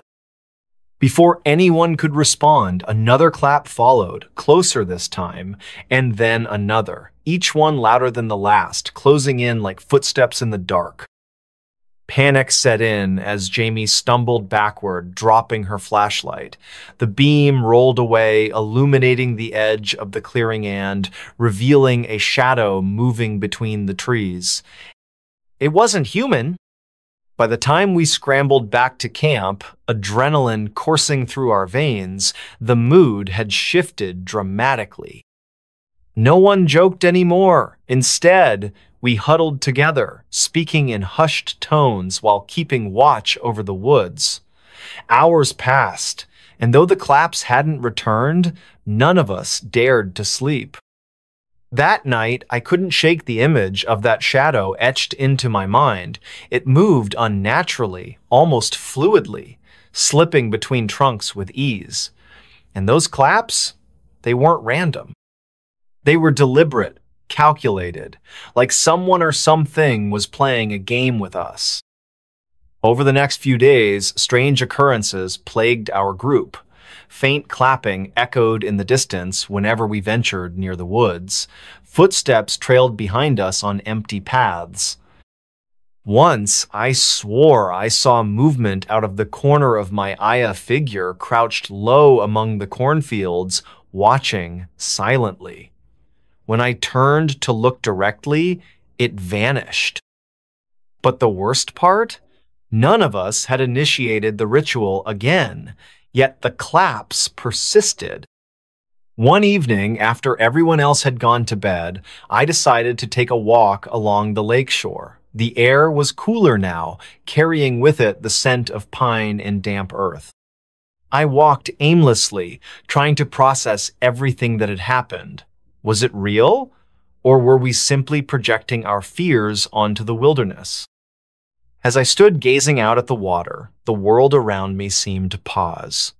The wind died down completely, leaving an eerie stillness in its wake. Even the crickets fell silent. That's when I heard the unmistakable sound of clapping. At first, it was soft, almost imperceptible. Then it grew louder, closer. Each clap resonated through the air, sending chills racing up my spine. I spun around, heart pounding, searching for the source. Nothing. Until the final clap came. It wasn't from behind me. It wasn't from the woods. It was right beside me, so close I could feel the vibrations in my chest. I screamed, bolting toward the campsite, ignoring the branches clawing at my arms and legs. By the time I reached the others, tears streamed down my face, and I couldn't form coherent sentences. Later, when I calmed enough to describe what I'd experienced, Jamie asked hesitantly, "Did you see anything?" I nodded slowly. A shape, tall and thin, too thin. And his smile, it didn't move. It stayed frozen, like he knew something we didn't. After that night, things escalated rapidly. Claps echoed throughout the campsite at random intervals, waking us from fitful dreams. Shadows loomed constantly at the edges of our vision, retreating whenever we tried to investigate. One morning, we discovered footprints leading away from the lake, impossibly large and unnatural. And then there was the mirror. On our last day in Willow Creek, I caught sight of someone clapping in the distance, standing atop a hill overlooking the lake. My breath hitched as I squinted through binoculars, hoping to identify who it was. But when I finally focused, I dropped them instantly. Because the person clapping wasn't someone else. It was me. Or at least, it looked like me. Same clothes, same posture, same terrified expression. Except this version of myself wasn't alone. Behind me, or rather, behind the doppelganger stood the clapping man. Tall, impossibly thin, with a smile that stretched wider than any human mouth should. Before I could scream, the figure raised its hand and clapped twice. This time, I didn't answer. Because I knew better. Now, months later, I still hear claps sometimes. Not every day, but often enough to remind me that whatever we unleashed that night isn't done with us yet. And each time, I wonder, did I summon it? Or was it waiting all along?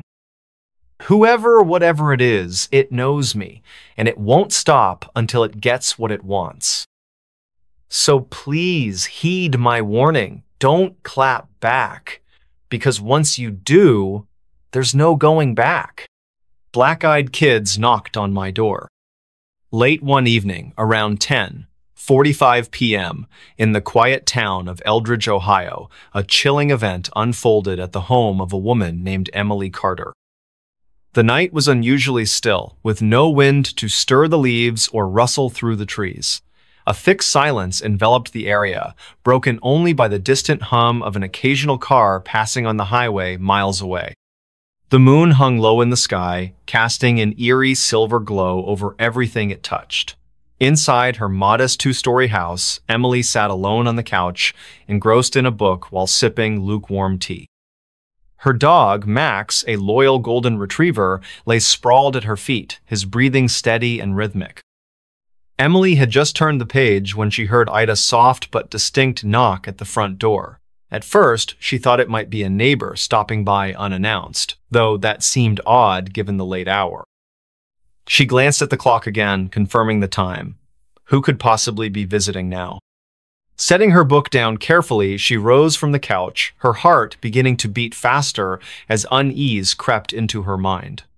Max lifted his head, ears perked, sensing something amiss. He let out a low growl, his tail twitching nervously against the carpet.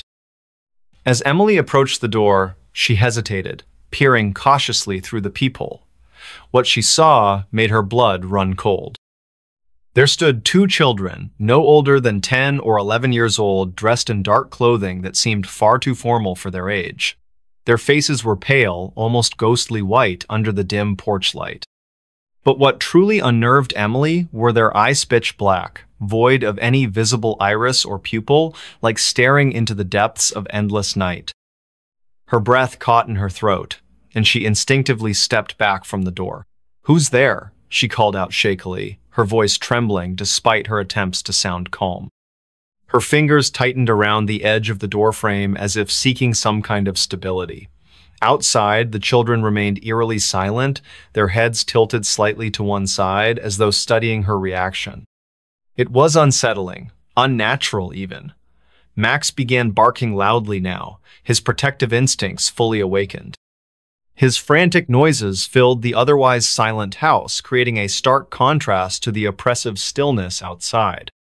"Please," one of the children finally spoke, their voice surprisingly deep and resonant for such young-looking beings.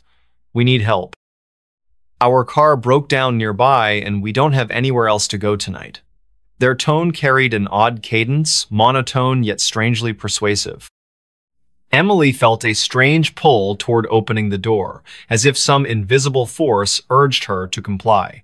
But another part of her screamed louder, warning her not to trust these visitors. "No, I can't," Emily stammered, her resolve strengthening as fear gave way to caution. "I'm sorry, but I cannot open the door. You should call someone who can assist you better."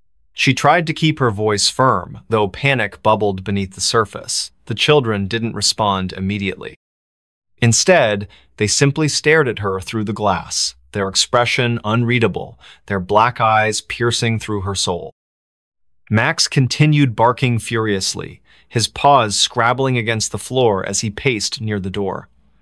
Emily backed further away, clutching her chest where her heart pounded wildly.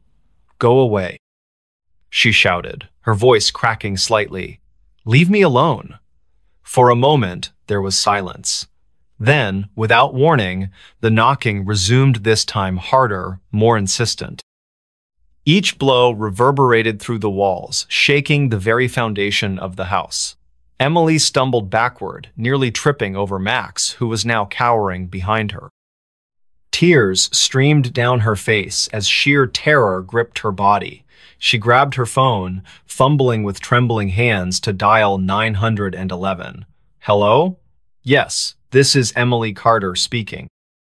I live at 42 Maple Street in Eldridge. Please send someone quickly. I think something dangerous is outside my house." Her voice cracked again as she struggled to explain the situation. The dispatcher assured her help was on the way, but instructed her to stay calm and avoid opening the door under any circumstances. Minutes passed like hours as Emily waited anxiously, every nerve in her body on high alert. The knocking persisted, growing louder and more relentless with each passing second. At one point, it stopped altogether, leaving an unsettling silence that was somehow worse than the noise itself. Emily wondered if they had gone or if they were merely waiting for the perfect moment to strike. Finally, sirens wailed in the distance, growing closer until their sound echoed directly outside her house. Relief washed over Emily as she watched red and blue lights flash across her windows. Officers arrived swiftly, their boots thudding heavily on her porch. When they opened the door, Emily collapsed into their arms, sobbing uncontrollably. They promised to investigate thoroughly, but when they stepped outside, there was no sign of the mysterious children. No footprints, no evidence of a vehicle breakdown, nothing to indicate anyone had been there at all. In the days that followed, Emily couldn't shake the memory of those haunting black eyes. She read stories online about similar encounters, people claiming to have met so-called black-eyed kids who appeared during the night asking for entry into homes or vehicles. Some dismissed them as urban legends, while others swore they were supernatural entities preying on human vulnerability. Whatever they were, Emily knew one thing for certain: she would never answer the door after dark again. The experience left an indelible mark on her psyche, a constant reminder of the unseen dangers lurking beyond the safety of her own four walls. Even months later, whenever she heard a knock at the door, her pulse quickened and her mind replayed that terrifying night in vivid detail. And though she told herself repeatedly that it was over, deep down, she couldn't help but wonder if the black-eyed children were still out there, watching, waiting, searching for their next victim. Next story. The house that changes layout every night. Rooms move when you're asleep. I never thought I'd end up here, this place. It was supposed to be a fresh start, a new chapter in my life after everything fell apart. But now I'm not so sure what's real anymore. It all started when the letter arrived. A plain envelope with no return address, just my name scrawled across it in faded ink. Inside was a single sheet of paper, brittle and yellowed with age. The words were simple but strange. You've inherited a house. No explanation, no details about who sent it or why. Just an address, a small town I'd never heard of, nestled deep within the woods. At first, I didn't believe it. Inheritance? From whom? I had no family left, no one I could think of who would leave me anything. Still, something about the letter felt off. Like it wasn't meant for me to question. So, against better judgment, I packed my things and drove toward the unknown. The drive took hours longer than expected. The GPS kept glitching, rerouting me through winding back roads that seemed to twist and turn endlessly. By the time I reached the town, the sun was setting, casting long shadows over rows of dilapidated houses, And then I saw it, the house. It stood alone at the edge of the forest, towering and imposing, its walls covered in ivy that looked almost alive, swaying gently even though there was no wind. The windows were dark, their glass cracked and clouded with dust. Yet, despite its decrepit appearance, something about it called to me, pulling me closer like a magnet. As I stepped out of the car, the air grew colder, heavier. My breath fogged in front of me as I approached the front door. It creaked open as if expecting me, revealing a dimly lit hallway lined with peeling wallpaper. There was no sign of life incidino furniture, no personal belongings, just silence. And yet, I stayed.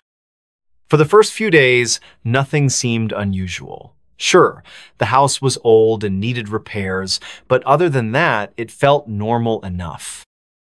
I set up camp in what appeared to be the largest room on the ground floor, using a sleeping bag and some spare blankets. During the day, I explored the rest of the house, cataloging each room in my mind. There was a kitchen with rusted appliances, a dining area with a broken table, and several bedrooms upstairs, each more bare than the last. But then, the changes began. One morning, I woke up to find a door where none had been before. It stood halfway down the hall, slightly ajar, leading into darkness. I stared at it for a full minute, trying to convince myself I'd imagined it. But no matter how hard I tried, I couldn't shake the feeling that something was wrong. Reluctantly, I opened the door, only to discover another hallway behind Itone that led straight to the staircase I'd already seen earlier. Shaking my head, I closed the door and went about my day, chalking it up to exhaustion from moving in. But later that evening, I noticed something else. One of the windows in the living room was gone, replaced by a solid wall. The spot where it once was still bore the faint outline of its frame, as though someone had bricked it over recently. This time, I couldn't ignore it. Over the next few days, the changes became harder to deny and increasingly unsettling. Doors appeared and disappeared overnight. Hallways stretched longer than they should have, sometimes doubling in length, while others shrank until they barely fit me walking through them. Worst of all, certain rooms vanished entirely. One morning, I woke up to find the bedroom I'd slept in the night before completely gone, replaced by a narrow closet filled with moth-eaten coats. Desperate for answers, I decided to investigate further. I grabbed a pen and notebook, mapping out the layout of the house as best I could. Each room, each corridor, every twist and turn, I documented it all meticulously. Then, each morning, I compared the map to the current state of the house. And every time, the discrepancies grew worse. By this point, paranoia had begun to seep into my thoughts. Was I losing my mind? Had the isolation driven me mad? Or was the house itself playing tricks on me? Determined to get to the bottom of it, I rigged cameras throughout the house, hoping to catch whoever was responsible. But the footage only deepened the mystery. When I reviewed the recordings, I found them riddled with glitches. Frames skipped randomly, audio cut out inexplicably, and entire sections of video repeated in endless loops. Stranger still, some of the clips showed movements I couldn't explain, shadows darting across empty halls, doors swinging shut on their own, whispers echoing from unseen corners. And then came the nightmares. They started subtly, creeping into my dreams like mist rolling over hills. At first, I dreamed of walking through endless corridors, searching for something I couldn't remember. The walls pressed close around me, the air thick and oppressive. Sometimes I'd hear voices calling my name, though I couldn't make out the words. Other times, I felt hands brushing against my skin, cold and clammy, though no one was there. But the worst part? When I woke up, I realized I hadn't actually woken up. I was still dreaming, trapped in the same labyrinthine passages I'd been exploring moments ago. Only now, the dream felt different, more vivid, more real. That's when I started hearing things at night, when the house was quiet and still. Scratching sounds echoed through the walls, soft but persistent, like fingernails dragging across wood. Footsteps padded lightly above me, though I knew no one else lived here. Occasionally, I'd hear doors opening and closing, their hinges groaning in protest. Once, I swore I heard laughter low and guttural, coming from somewhere deep within the house. Panic clawed at my chest whenever these noises occurred, but I forced myself to remain calm. If I let fear take hold, I reasoned, it would consume me entirely. Instead, I armed myself with tools, flashlights, notebooks, markersto, document any evidence I might stumble upon, and one fateful afternoon, I made a discovery that changed everything. While tearing up the floorboards in search of wiring issues or perhaps just distraction, I uncovered a bundle of papers tucked beneath the wooden planks. They were brittle and yellowed, much like the inheritance letter I'd received months ago. Written in shaky handwriting, they detailed the experiences of a previous residenta man named Eliashu claimed the house was alive. According to his notes, the house shifted its layout based on emotions, feeding off fear and confusion. He described waking up in places he shouldn't have been, finding himself lost in corridors that twisted impossibly. He spoke of hearing voices, seeing shadows move in the periphery of his vision. Most chillingly, he warned of falling asleep in specific rooms, claiming they pulled you deeper into the house's mind, trapping you forever. I read the entries late into the night, my heart pounding wildly in my chest. Was Elias right? Was the house sentient, manipulating reality around it to ensnare those who dared live within its walls? And if so, why did it choose me? The following nights brought fresh horrors. The house seemed to grow more aggressive, its changes growing bolder and more disorienting.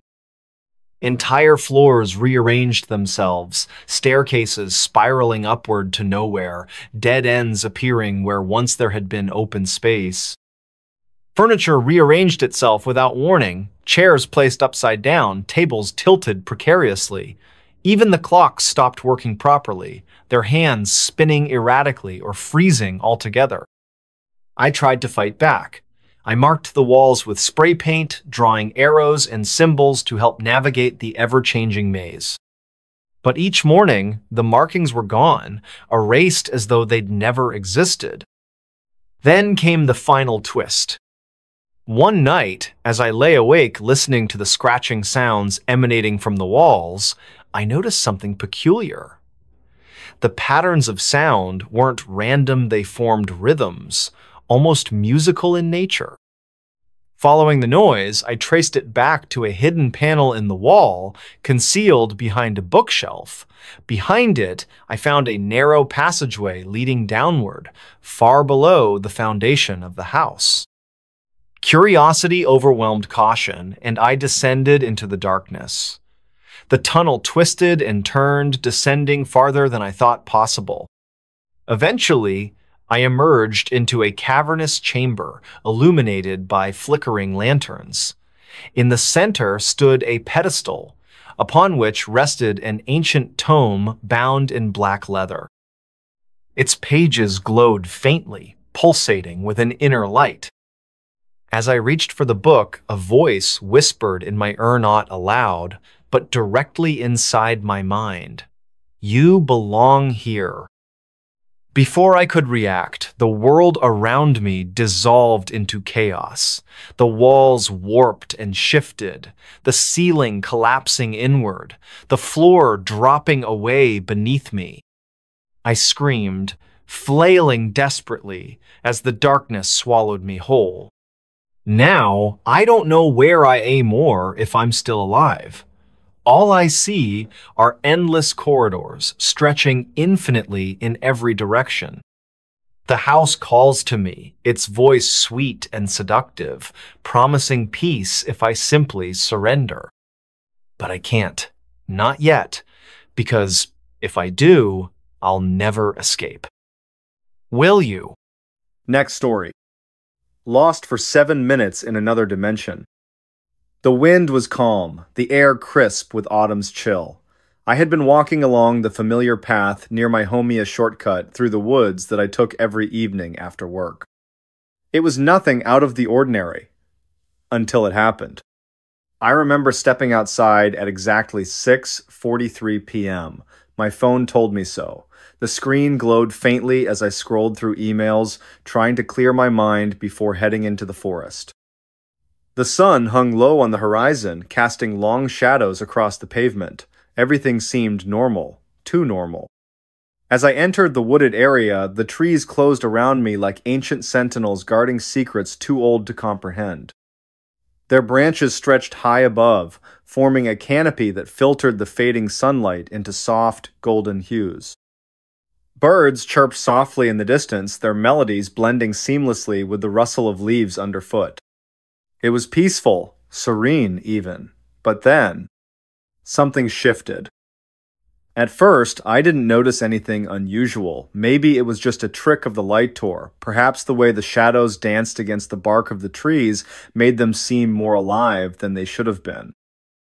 Still, there was an unsettling feeling creeping up my spine, one I couldn't shake no matter how hard I tried. And then it hit me.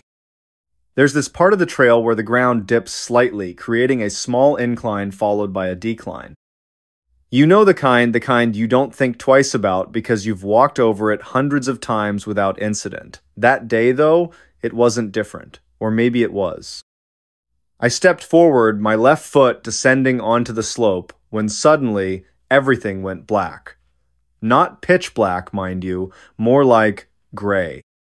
A suffocating, heavy shade of gray that enveloped everything around me. One moment I was walking, the next I felt myself falling not physically, but mentally. Like slipping between gears in a car, only instead of shifting smoothly, each transition jarred painfully against my consciousness.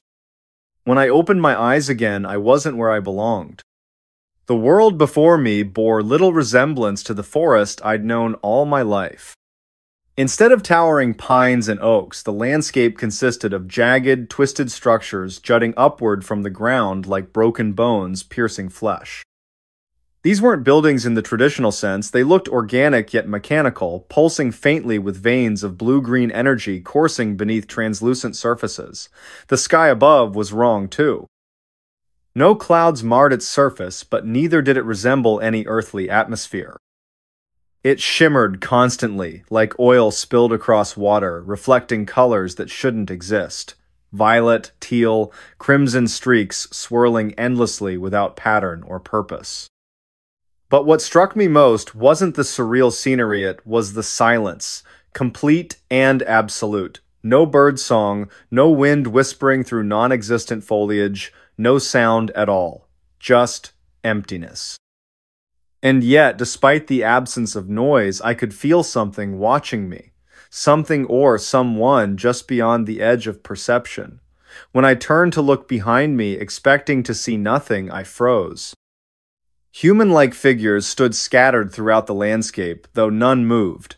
They weren't pioplanot entirely. Their forms were distorted, elongated, with limbs bent at unnatural angles.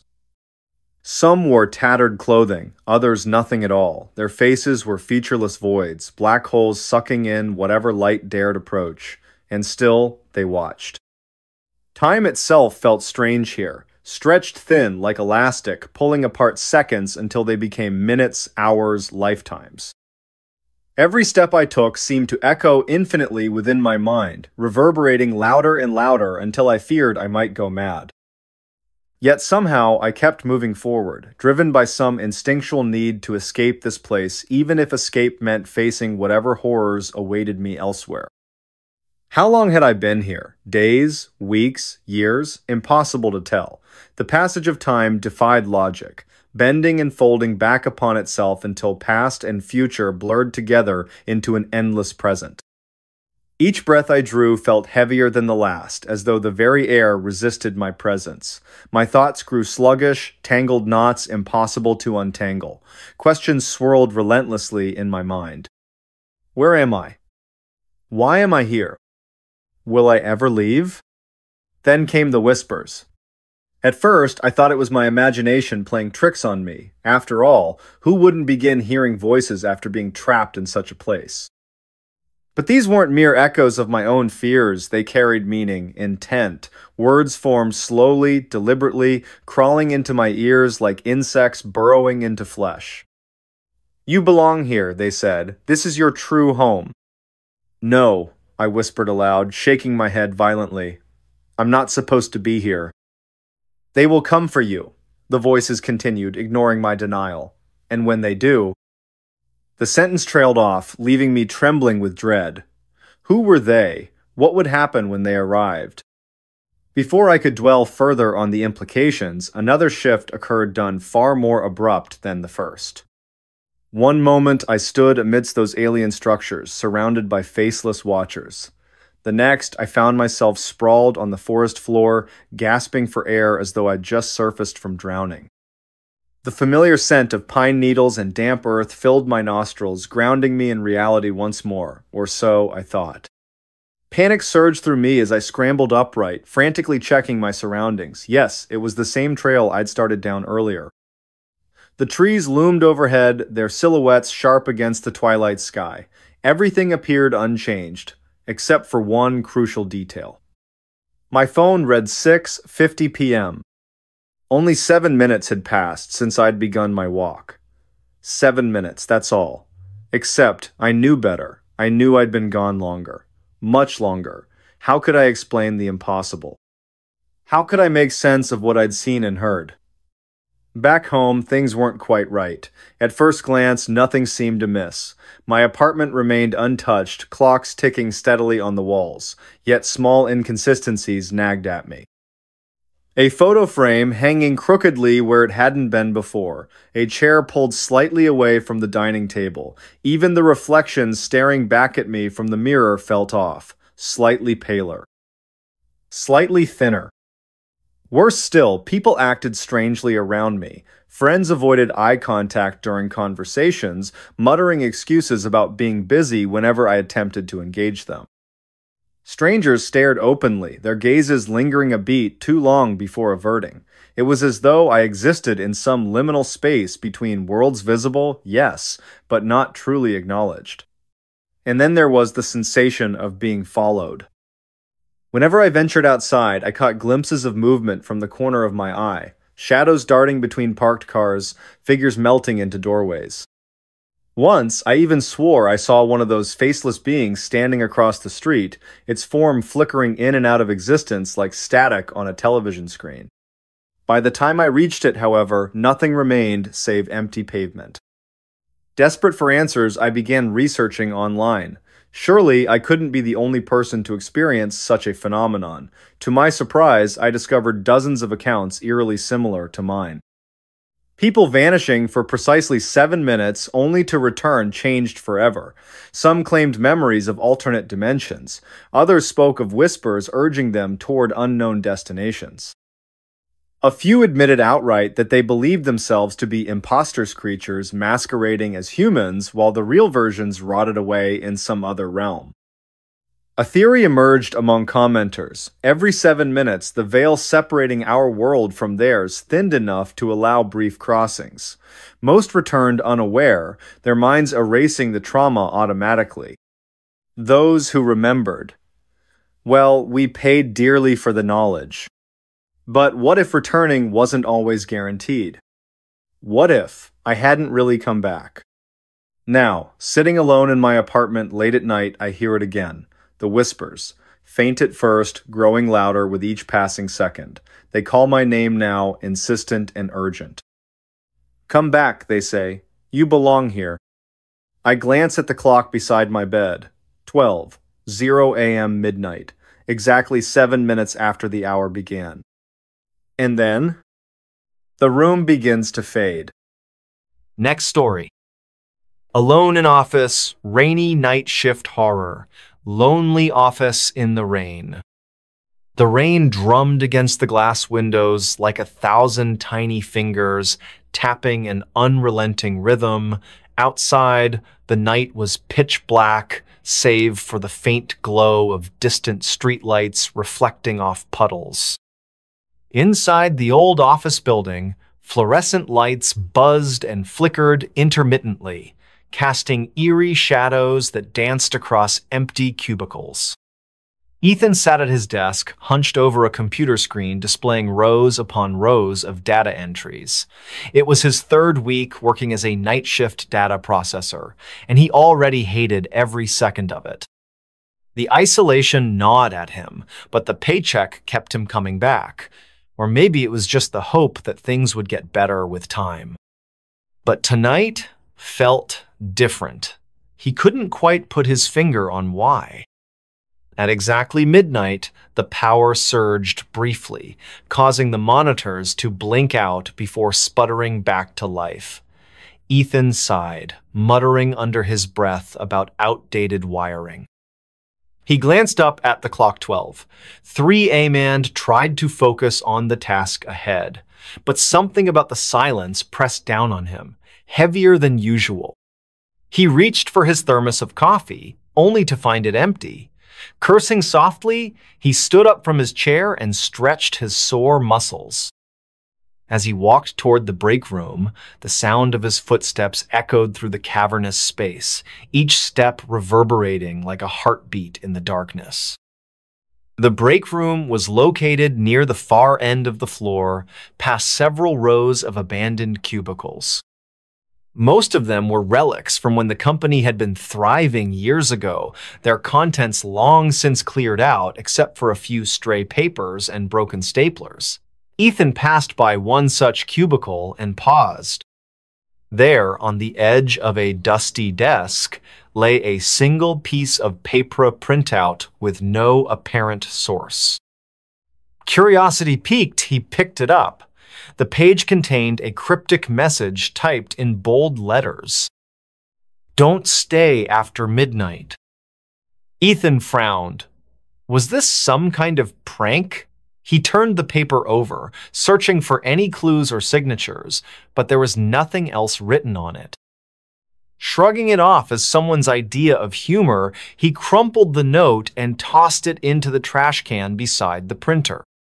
Returning to the break room, he refilled his thermos with what little coffee remained in the pot. As he stirred in sugar, he noticed another sound of faint creaking noise coming from somewhere deeper inside the building. At first, he dismissed it as the building settling, but then it happened again, louder this time. It sounded deliberate. Shaking off the unease, Ethan decided to ignore it. After all, it was probably just the wind or pipes expanding due to the cold. Still, the hairs on the back of his neck stood on end as he made his way back to his station. When he returned, however, something was wrong. His computer screen displayed a new window he hadn't opened an email draft addressed to all staff. The subject line read, "Reunion Reminder." Beneath it, the body of the email consisted of 3 simple words. "We miss you." Ethan froze. This wasn't normal. Who could have sent this? More importantly, why did those words send chills down his spine? Before he could investigate further, the intercom crackled to life. A low, distorted voice whispered through the speakers, "You shouldn't be here." Ethan's heart pounded against his ribcage as the intercom fell silent. The voice slow, guttural, and unmistakably menacing had sent a wave of dread coursing through him. He stared at the speaker above his head, half expecting it to speak again, but the room remained eerily quiet, save for the relentless patter of rain outside. He tried to rationalize what had just happened. Maybe it was a malfunction. Perhaps leftover recordings from some corporate event were accidentally triggered. Yet deep down, he knew that explanation felt hollow. There was something off about this place tonight. Something unnatural.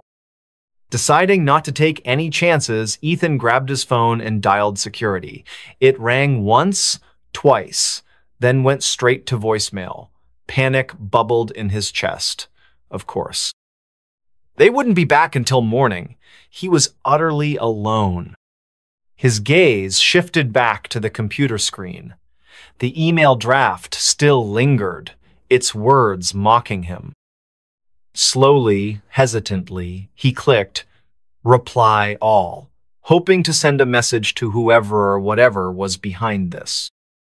As soon as he hit send, the screen flickered violently, plunging the office into darkness for a split second. When the lights returned, the email window was gone. In its place was a live video feed from one of the building's surveillance cameras. The footage showed an empty hallway leading to the stairwell. At first glance, nothing seemed out of the ordinary.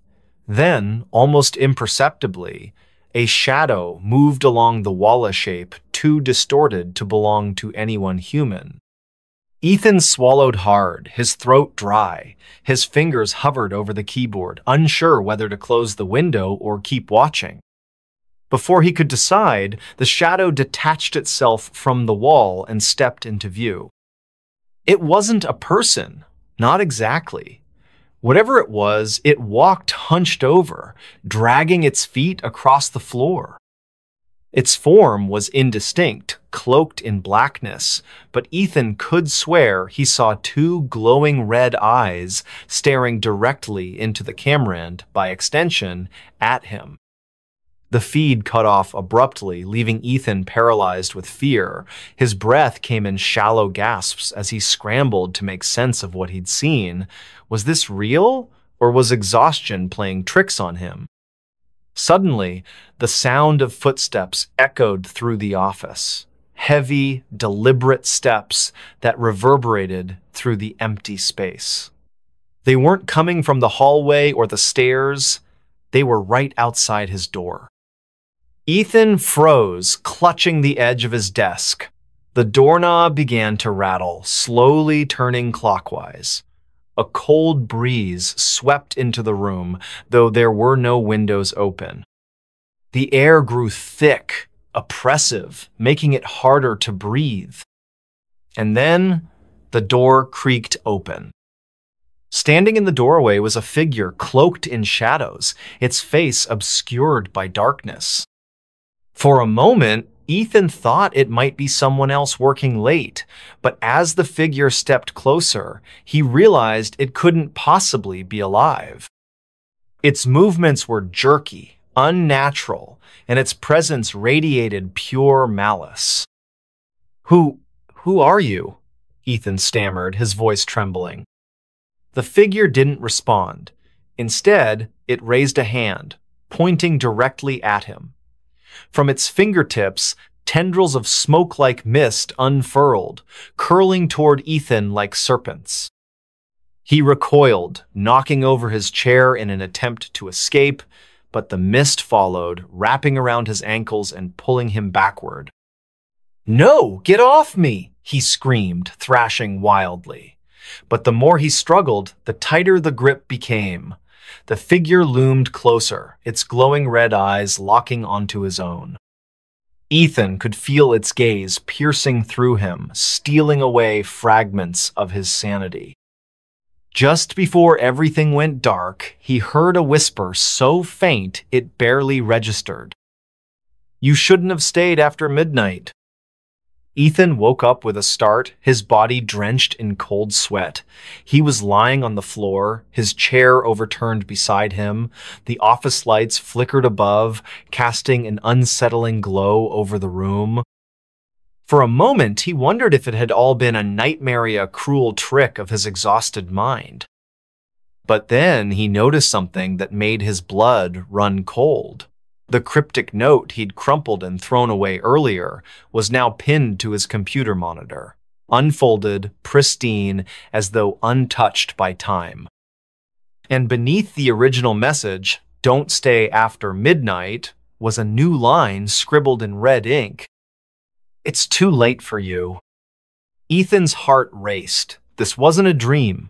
Whatever had happened last night or perhaps this morning was very real. His hands shook as he reached for the note, but before he could touch it, the sound of laughter echoed through the office. It wasn't joyful laughter. It was hollow, mocking, and filled with malice. The noise seemed to come from everywhere and nowhere at the same time, bouncing off walls and twisting into shapes Ethan couldn't comprehend. He pressed himself against the corner of his desk, trying to shrink away from the unseen source.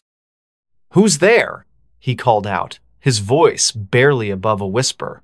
"Show yourself."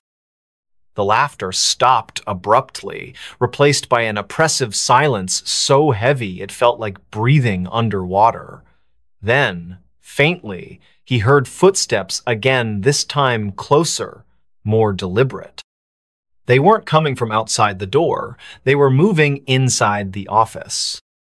Ethan turned slowly, his eyes scanning the rows of cubicles behind him. Most of them were empty, their contents long since removed. But one stood out a cubicle near the window where papers were scattered across the desk, as though someone had left in a hurry. A framed photo sat upright among the chaos, showing a group of people smiling brightly.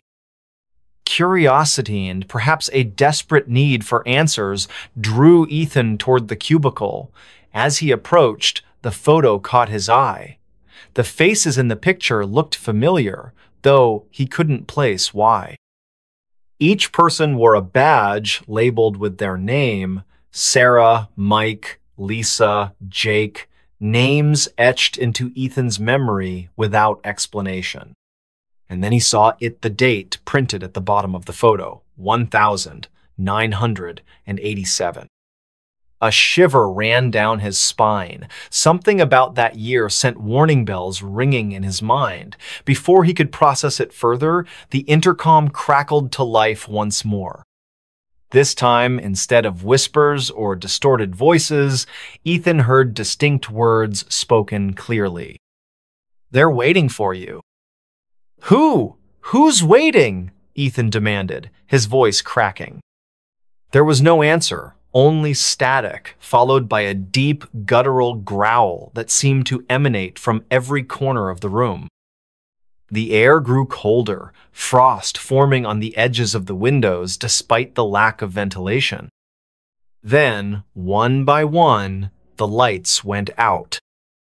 Total darkness enveloped the office, broken only by the faint glow of the emergency exit sign. Ethan fumbled for his phone, using its flashlight to guide his steps. He needed to get out now. But as he backed toward the door, he realized it wouldn't budge. Someone or something had locked him in. Panic surged through him, but he forced himself to stay calm. If there was a way out, he had to find it. That's when he noticed movement in the shadows. Shapes emerged from the darkness, humanoid yet warped, their forms shifting and contorting unnaturally. Their glowing red eyes locked onto his, unblinking and merciless. "You shouldn't have stayed," one of them whispered, its voice layered with echoes. Ethan stumbled backward, tripping over debris until he found himself back at his desk. Desperation clawed at him as he searched for anything that might help him fight or survive. His fingers brushed against something metallic. a letter opener left behind by a previous occupant. Armed with the makeshift weapon, Ethan faced the advancing figures. They moved slowly, deliberately, as though savoring his terror. One of them stepped forward, its form solidifying into the shape of a woman. Her face was pale, her hair matted with blood, and her mouth stretched impossibly wide in a grotesque grin. "Join us," she hissed, extending a hand. "No!" Ethan shouted, lunging forward with the letter opener. The blade struck true, embedding itself in her shoulder. She screamed a high-pitched, ear-splitting sound that reverberated through the office, but instead of retreating, she dissolved into smoke, leaving behind nothing but ash. Encouraged by his success, Ethan attacked the others, swinging wildly with the letter opener.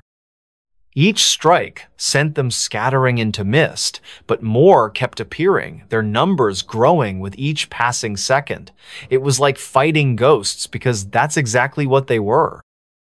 As dawn broke and sunlight streamed through the windows, Ethan collapsed to his knees, utterly spent. The figures vanished with the first rays of light, leaving him alone in the now quiet office. But even as relief washed over him, he knew he hadn't truly escaped. Somewhere in the depths of the building, the reunion awaited. And next time, he might not be so lucky. Ethan staggered out of the office building as the first light of dawn painted the sky in hues of orange and pink. His body ached, his mind reeling from the events of the night. He had survived, but at what cost? The figures may have vanished with the sunrise, but their promises lingered in his thoughts like venomous whispers. As he reached his car, Ethan noticed something wedged beneath the windshield wiper, a manila folder marked with the words, "Confidential, do not open." His heart sank. Against every instinct screaming at him to leave it alone, he opened the folder. Inside were documents detailing the tragic history of the company. Years ago, in 1987, several employees had gone missing under mysterious circumstances. Their bodies were never found, and the case was eventually closed due to lack of evidence. But buried within the files were testimonies from surviving co-worker tales of strange occurrences, shadowy figures, and an unshakable feeling of being watched. One document stood out, a handwritten note by Sarah, one of the missing employees. In it, she described how they had all stayed late one rainy night working on a project that seemed to stretch endlessly. They joked about staying past midnight, unaware of the curse that awaited them. By morning, none of them returned home. Ethan clutched the folder tightly, his hands trembling. He realized now why the photo had felt so familiar. It was a warning. A reminder that those who stayed after midnight didn't just disappear, they became part of the cycle. Before climbing into his car, Ethan glanced back at the office building. Through the rain-streaked windows, he thought he saw movement and outline of figures gathered around his old desk, staring out at him. One of them raised a hand, beckoning him closer. With a scream, Ethan slammed the door shut and sped away, leaving the building and its secrets far behind. But deep down, he knew he couldn't escape forever. The reunion wasn't over. It had only begun. Months later, another night shift worker took Ethan's place. On their very first night, they received a cryptic email draft addressed to all staff. The subject line read, "Reunion Reminder." Beneath it, 3 simple words echoed through the empty office. "We miss you." And so, the cycle continued. Next story. Trapped in the looping highway. The drive begins. It was supposed to be a simple road trip. Nothing more than a late-night drive through rural highways to clear our heads. Me, Jake, and Sarah, three friends who had been inseparable since high school. We'd done countless road trips before, but this one felt different from the start, though I couldn't put my finger on why. We left at around midnight when the world seemed quieter, like it held its breath, waiting for something or someone to wake it up. The air was crisp, carrying with it that faint metallic scent you only get after a summer storm. It wasn't raining now, but the clouds were thick enough to block out most of the stars. Just a sliver of moonlight spilled onto the asphalt ahead of us, lighting up the winding path of Route 47. Jake was behind the wheel, humming along to some old rock station he loved so much. Sarah sat in the back seat, scrolling aimlessly through her phone, probably checking social media for the 100th time that day. And me? I was riding shotgun, staring out the window at the endless rows of trees lining either side of the highway. They loomed over us, their shadows stretching long across the road as if trying to reach into our car. "Man," Jake said after a while, breaking the silence, "this place feels kind of creepy." "What do you mean?" Sarah asked, finally looking up from her phone. "I don't know," Jake shrugged, glancing briefly at me. "Just the way these woods look, like they're watching us or something." I laughed nervously, brushing off his comment. "You've been watching too many horror movies again, Jakes." He grinned, clearly pleased with himself for planting the seed of unease in all of us, but deep down I couldn't shake the feeling that maybe he wasn't entirely wrong. At first, everything seemed normal. The hours ticked by slowly, marked by the occasional gas station pit stop and bursts of laughter whenever Jake told one of his ridiculous jokes. But then, things started to feel off. It began with the landmarks. We passed a rusted-out barn with peeling red paint, its roof half collapsed under years of neglect. There was also an abandoned gas station tucked between two massive oak trees, its neon sign flickering weakly even though no one had worked there in decades. Both places looked familiar not because we'd seen them earlier in the night, but because they reminded me of photos I'd once scrolled past online. Rural decay captured in grainy black and white images. But then we drove past them again. My stomach dropped. "Guys," I whispered, my voice barely audible over the hum of the engine. "Didn't we just see that barn?" Sarah frowned, leaning forward to peer out the windshield. "What are you talking about?" "I swear, we passed it 10 minutes ago." My eyes darted back and forth, searching for any other explanation.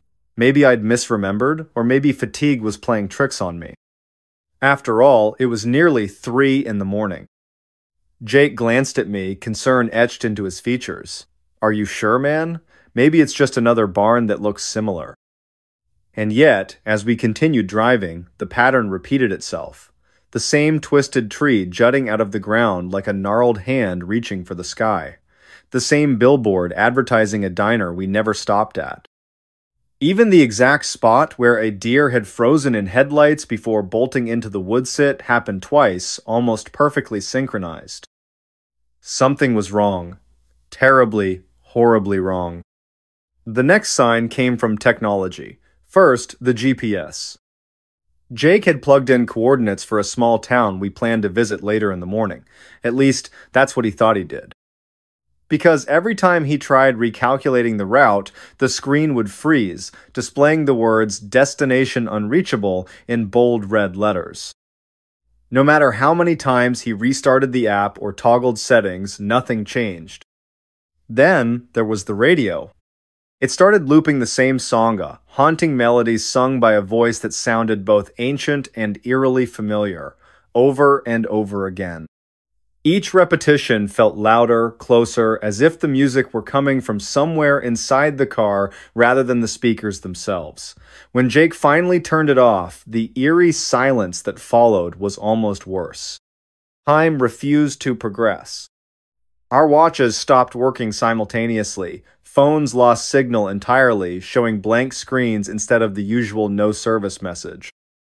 Even the dashboard clock remained stuck at 2:37 a.m., blinking endlessly like a broken digital alarm clock. That's when panic set in. Tensions flared quickly. What had started as playful banter devolved into shouting matches fueled by exhaustion and fear. "It's not my fault," Jake snapped, slamming his fists against the steering wheel. "I didn't program this thing. How am I supposed to fix it?" "You should have brought paper maps," Sarah shot back, tears streaming down her face.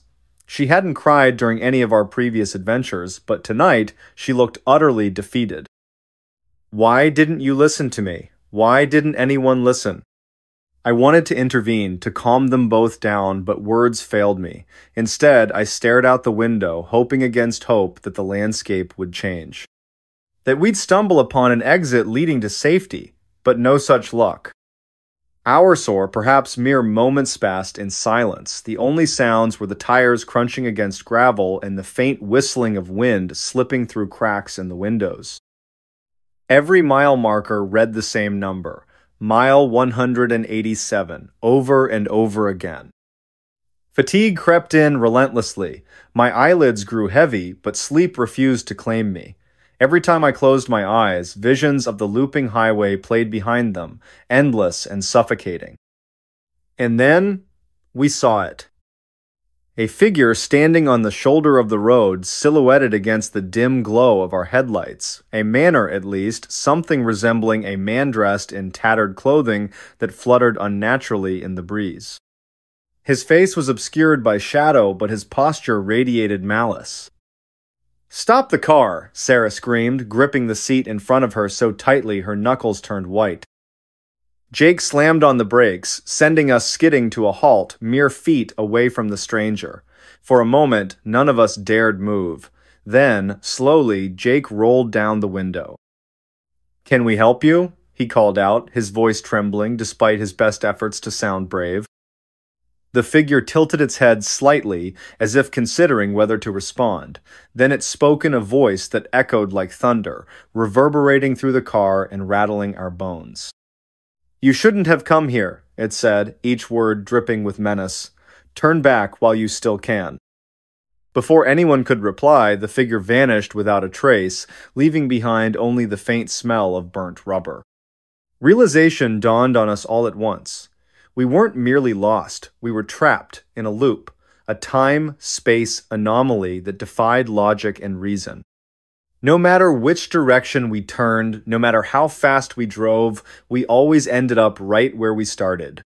Exits appeared and disappeared inexplicably. One moment, a clear signpost reading Exit 56 would guide us towards salvation. The next, it would dissolve into thin air, replaced by empty fields stretching endlessly in every direction. Desperation clawed at us. We argued, cried, begged for deliverance, but the highway gave nothing in return. Only emptiness, only repetition. As days, or perhaps centuries blurred together, strange thoughts began creeping into my mind. What if this wasn't real? What if we were already dead, reliving the final moments of our lives over and over again? Or worse, what if we were being punished for sins we couldn't remember committing? One evening, was it morning? We spotted a car ahead of us. Identical to ours in make and model, it moved parallel to ours, keeping pace effortlessly. Inside sat figures identical to ourselves, Jake, Sarah, and me, except their expressions were vacant, hollow, devoid of life. "They're us," Sarah whispered, clutching her knees to her chest. "They're what we'll become if we don't escape." But escape proved impossible. No matter how hard we tried, the car refused to leave the highway. Its wheels spun endlessly, propelling us forward yet never allowing us to advance. And then we escaped.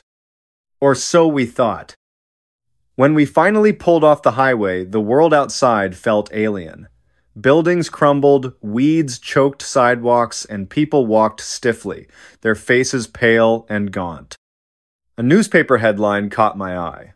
"Local teens disappear on mysterious highway. Last seen 3 years ago." 3 years? Impossible. Yet the date matched today's reality, or what passed for reality now. Relief washed over us briefly, but it was short-lived. As we stood outside the car, catching our breath, I noticed something unsettling. The same rusted-out barn we'd seen countless times on the highway loomed in the distance, its silhouette unmistakable. "No," I muttered, my voice trembling. "Not again." For a split second, I considered running, but then I realized it wouldn't matter. The loop had claimed us, and it wasn't finished yet. So here I sit, writing this account, unsure if anyone will ever find it, unsure if I'm even real anymore. Because sometimes, the highway calls you back. And when it does, there's no turning away. Is anyone still listening? Next story. The day everyone vanished from a mall. It started like any other Saturday, or so I thought. You know how it goes, weekends are for errands, catching up on chores, maybe grabbing lunch with friends if you're lucky. For me though, weekends usually meant running errands alone. That's just life when you're an adult, right? Responsibilities pile up faster than you can say coupon. So there I was, standing in front of my car, keys jingling in hand, mentally ticking off my to-do list. First stop, the grocery store. Second stop, the mall. Why the mall? Well, because sometimes even adults need new socks, and maybe some snacks from the food court while I'm at it. It wasn't anything special, just another trip to pick up a few things before heading home to collapse onto the couch. I pulled into the parking lot around noon. The sun was shining, casting long shadows across the pavement. Cars were lined up neatly in their designated spots, shoppers bustling between them with bags swinging from their arms. Everything seemed perfectly normal, too normal, almost.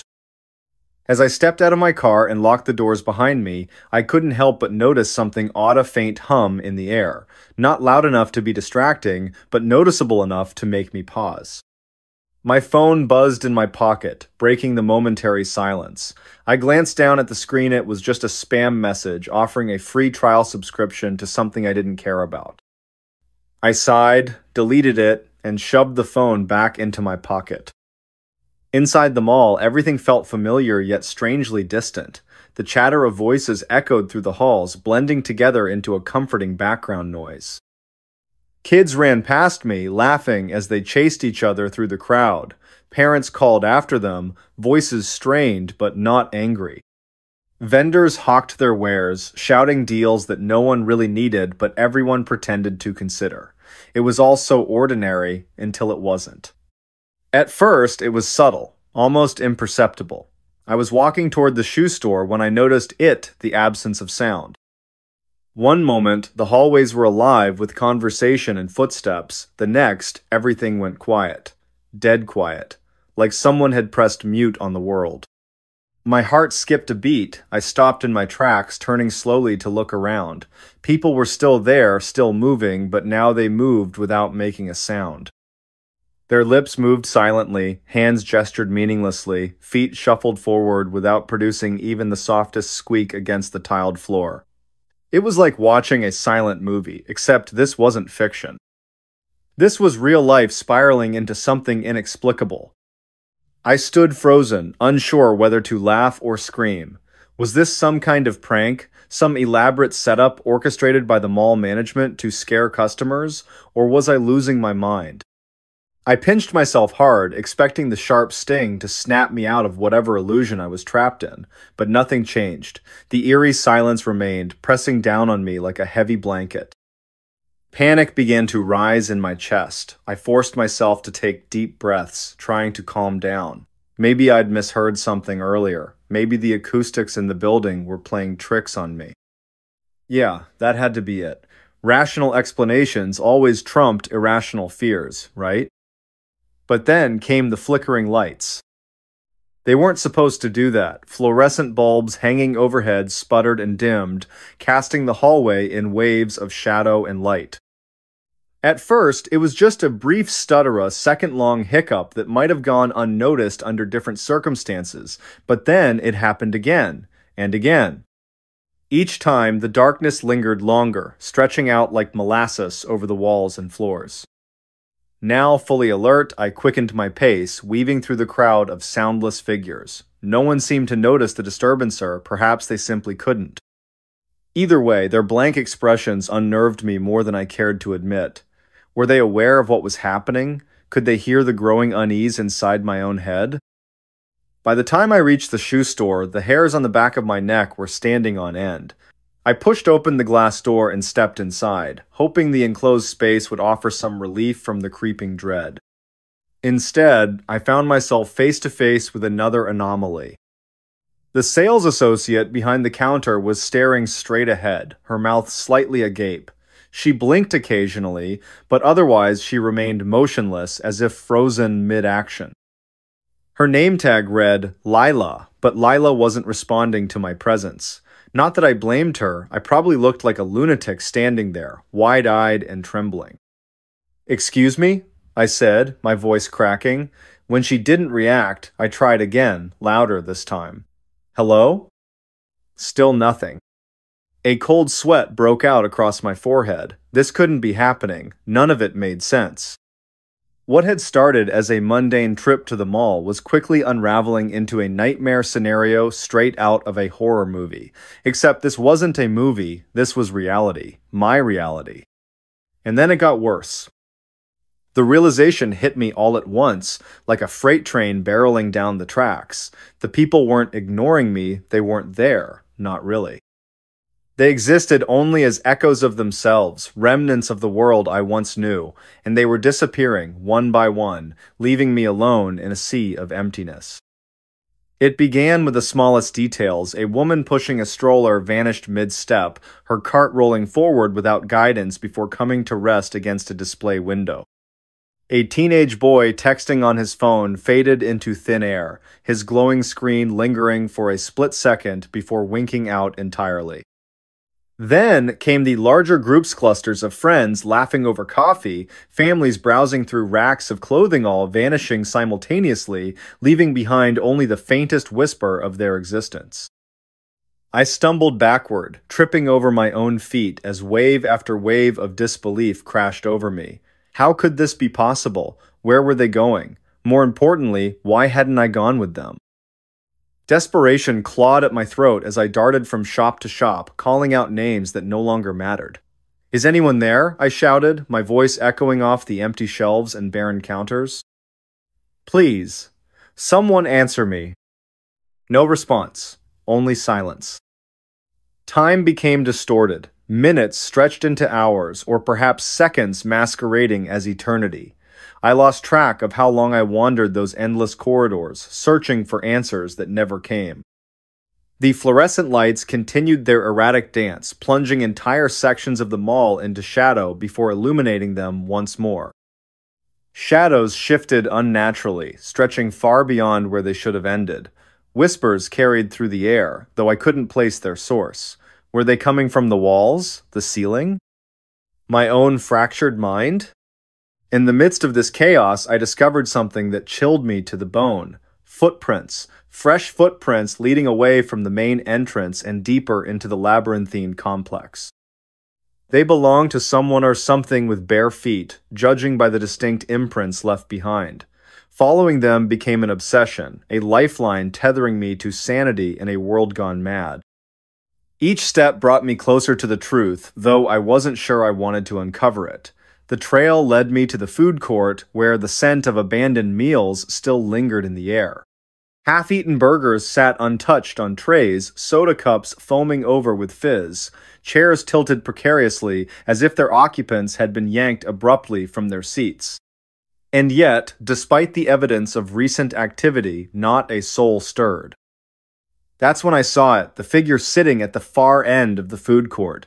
Its posture was slumped, shoulders hunched forward as though bearing an immense weight. I hesitated, torn between approaching and fleeing. Curiosity won out, driving me forward despite every instinct screaming for me to run. As I drew nearer, the figure turned its head slightly, revealing a face obscured by shadows. Whatever it was, it didn't seem human. Eyes glowed faintly, pulsing in rhythm with the flickering lights above. Its mouth opened, emitting a low, guttural growl that reverberated through my chest. "Who are you?" I whispered, my voice barely audible over the pounding of my heart. The creature tilted its head, studying me with unnatural intensity. Then, without warning, it pointed a bony finger directly at me. "You shouldn't be here," it rasped, its voice gravelly and distorted. What do you mean? I demanded, taking an involuntary step backward. Where is everyone else? The creature chuckled a sound both hollow and menacing. Gone, all gone. Before I could press further, the ground beneath us trembled violently. Tables overturned, dishes shattered, and the air filled with a deafening roar. The creature disappeared in a flash of light, leaving me alone amidst the wreckage. When I came to, I was back at the entrance of the mall. The bright sunlight streaming through the windows told me it was still daytime, though how much time had passed since the incident was anyone's guess. Confusion overwhelmed me as I stared at the rows of cars parked outside, wondering if I'd imagined the entire ordeal. But then I noticed the date displayed on my phone. It was yesterday's date, yesterday. A chill ran down my spine as the implications sank in. Had I been caught in some sort of temporal anomaly? Was the mall somehow outside the flow of normal time? And if so, why was I spared while everyone else vanished? Over the following days, I returned to the mall repeatedly, hoping to find answers. Each visit yielded the same result: an empty shell devoid of life, save for the occasional glitch or distortion that hinted at forces beyond comprehension. The authorities dismissed my claims as delusions, chalking them up to stress or exhaustion, but I knew what I'd seen and heard. To this day, the mall remains abandoned. Rumors circulate about its strange history, tales of disappearances, and unexplained phenomena. Some say it's cursed. Others believe it serves as a gateway to another dimension. Me? I don't know what to think anymore. All I know is that I'll never set foot inside those walls again. Or will I? Because every night I dream of the creature's words, "You shouldn't be here." And every morning I wake up back at the entrance. Don't just watch in the dark. Click subscribe, like, and join now. Before we begin, tell me, where are you listening from and what time is it there? The secret without a name. The cold was biting, and the silence of Anchorage's streets at 2 a.m. felt unnatural. Amelia Mitchell pulled her coat tighter around herself as she hurried down a dimly lit sidewalk. The snow crunched under her boots, each step echoing in the stillness like an unwelcome intrusion. She shouldn't have been out here this late, but something about the call from Sophia Miller had made her stomach churn, a desperate voice pleading for help before the line went dead. Amelia's breath came out in visible puffs, quickening with every second that passed. Her gloved hands tightened around the strap of her bag as she turned onto Sophia's street. It was eerily empty, the kind of emptiness that didn't feel right even for a place buried deep in winter.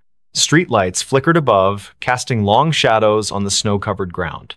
The houses here were mostly dark, their windows staring blankly into the night, except for one. A faint light glowed behind closed curtains at the end of the block.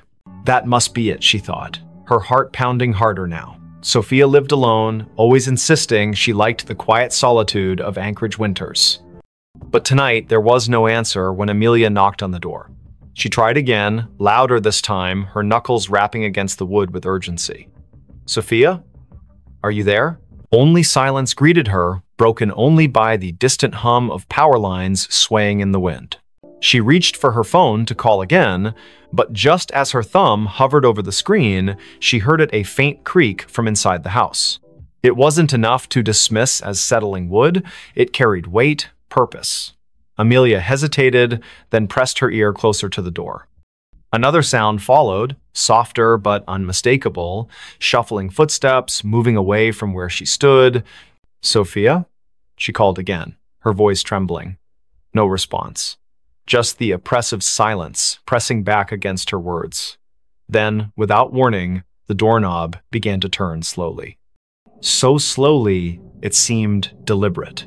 Amelia stumbled backward, nearly slipping on the icy steps leading up to the porch. Her pulse roared in her ears as the door swung open wide, revealing nothing but darkness beyond. There was no one there, not immediately anyway. But as Amelia forced herself to peer inside, she noticed something odd, a trail of wet footprints leading further into the house. They weren't hers. They couldn't be. She hadn't stepped inside yet. And they weren't fresh either, not entirely. Some parts of the prints gleamed with melted snow, while others looked older, partially dried and smeared as if someone or something had walked through days ago but left traces that refused to fade. Against her better judgment, Amelia stepped inside. The warmth of the house hit her instantly, though it brought little comfort. Something about the air felt wrong, stale, heavy, as if it hadn't circulated properly in weeks. She glanced around the living room, taking in the familiar clutter of books and photographs scattered across shelves. Everything seemed normal, until she saw the photo frame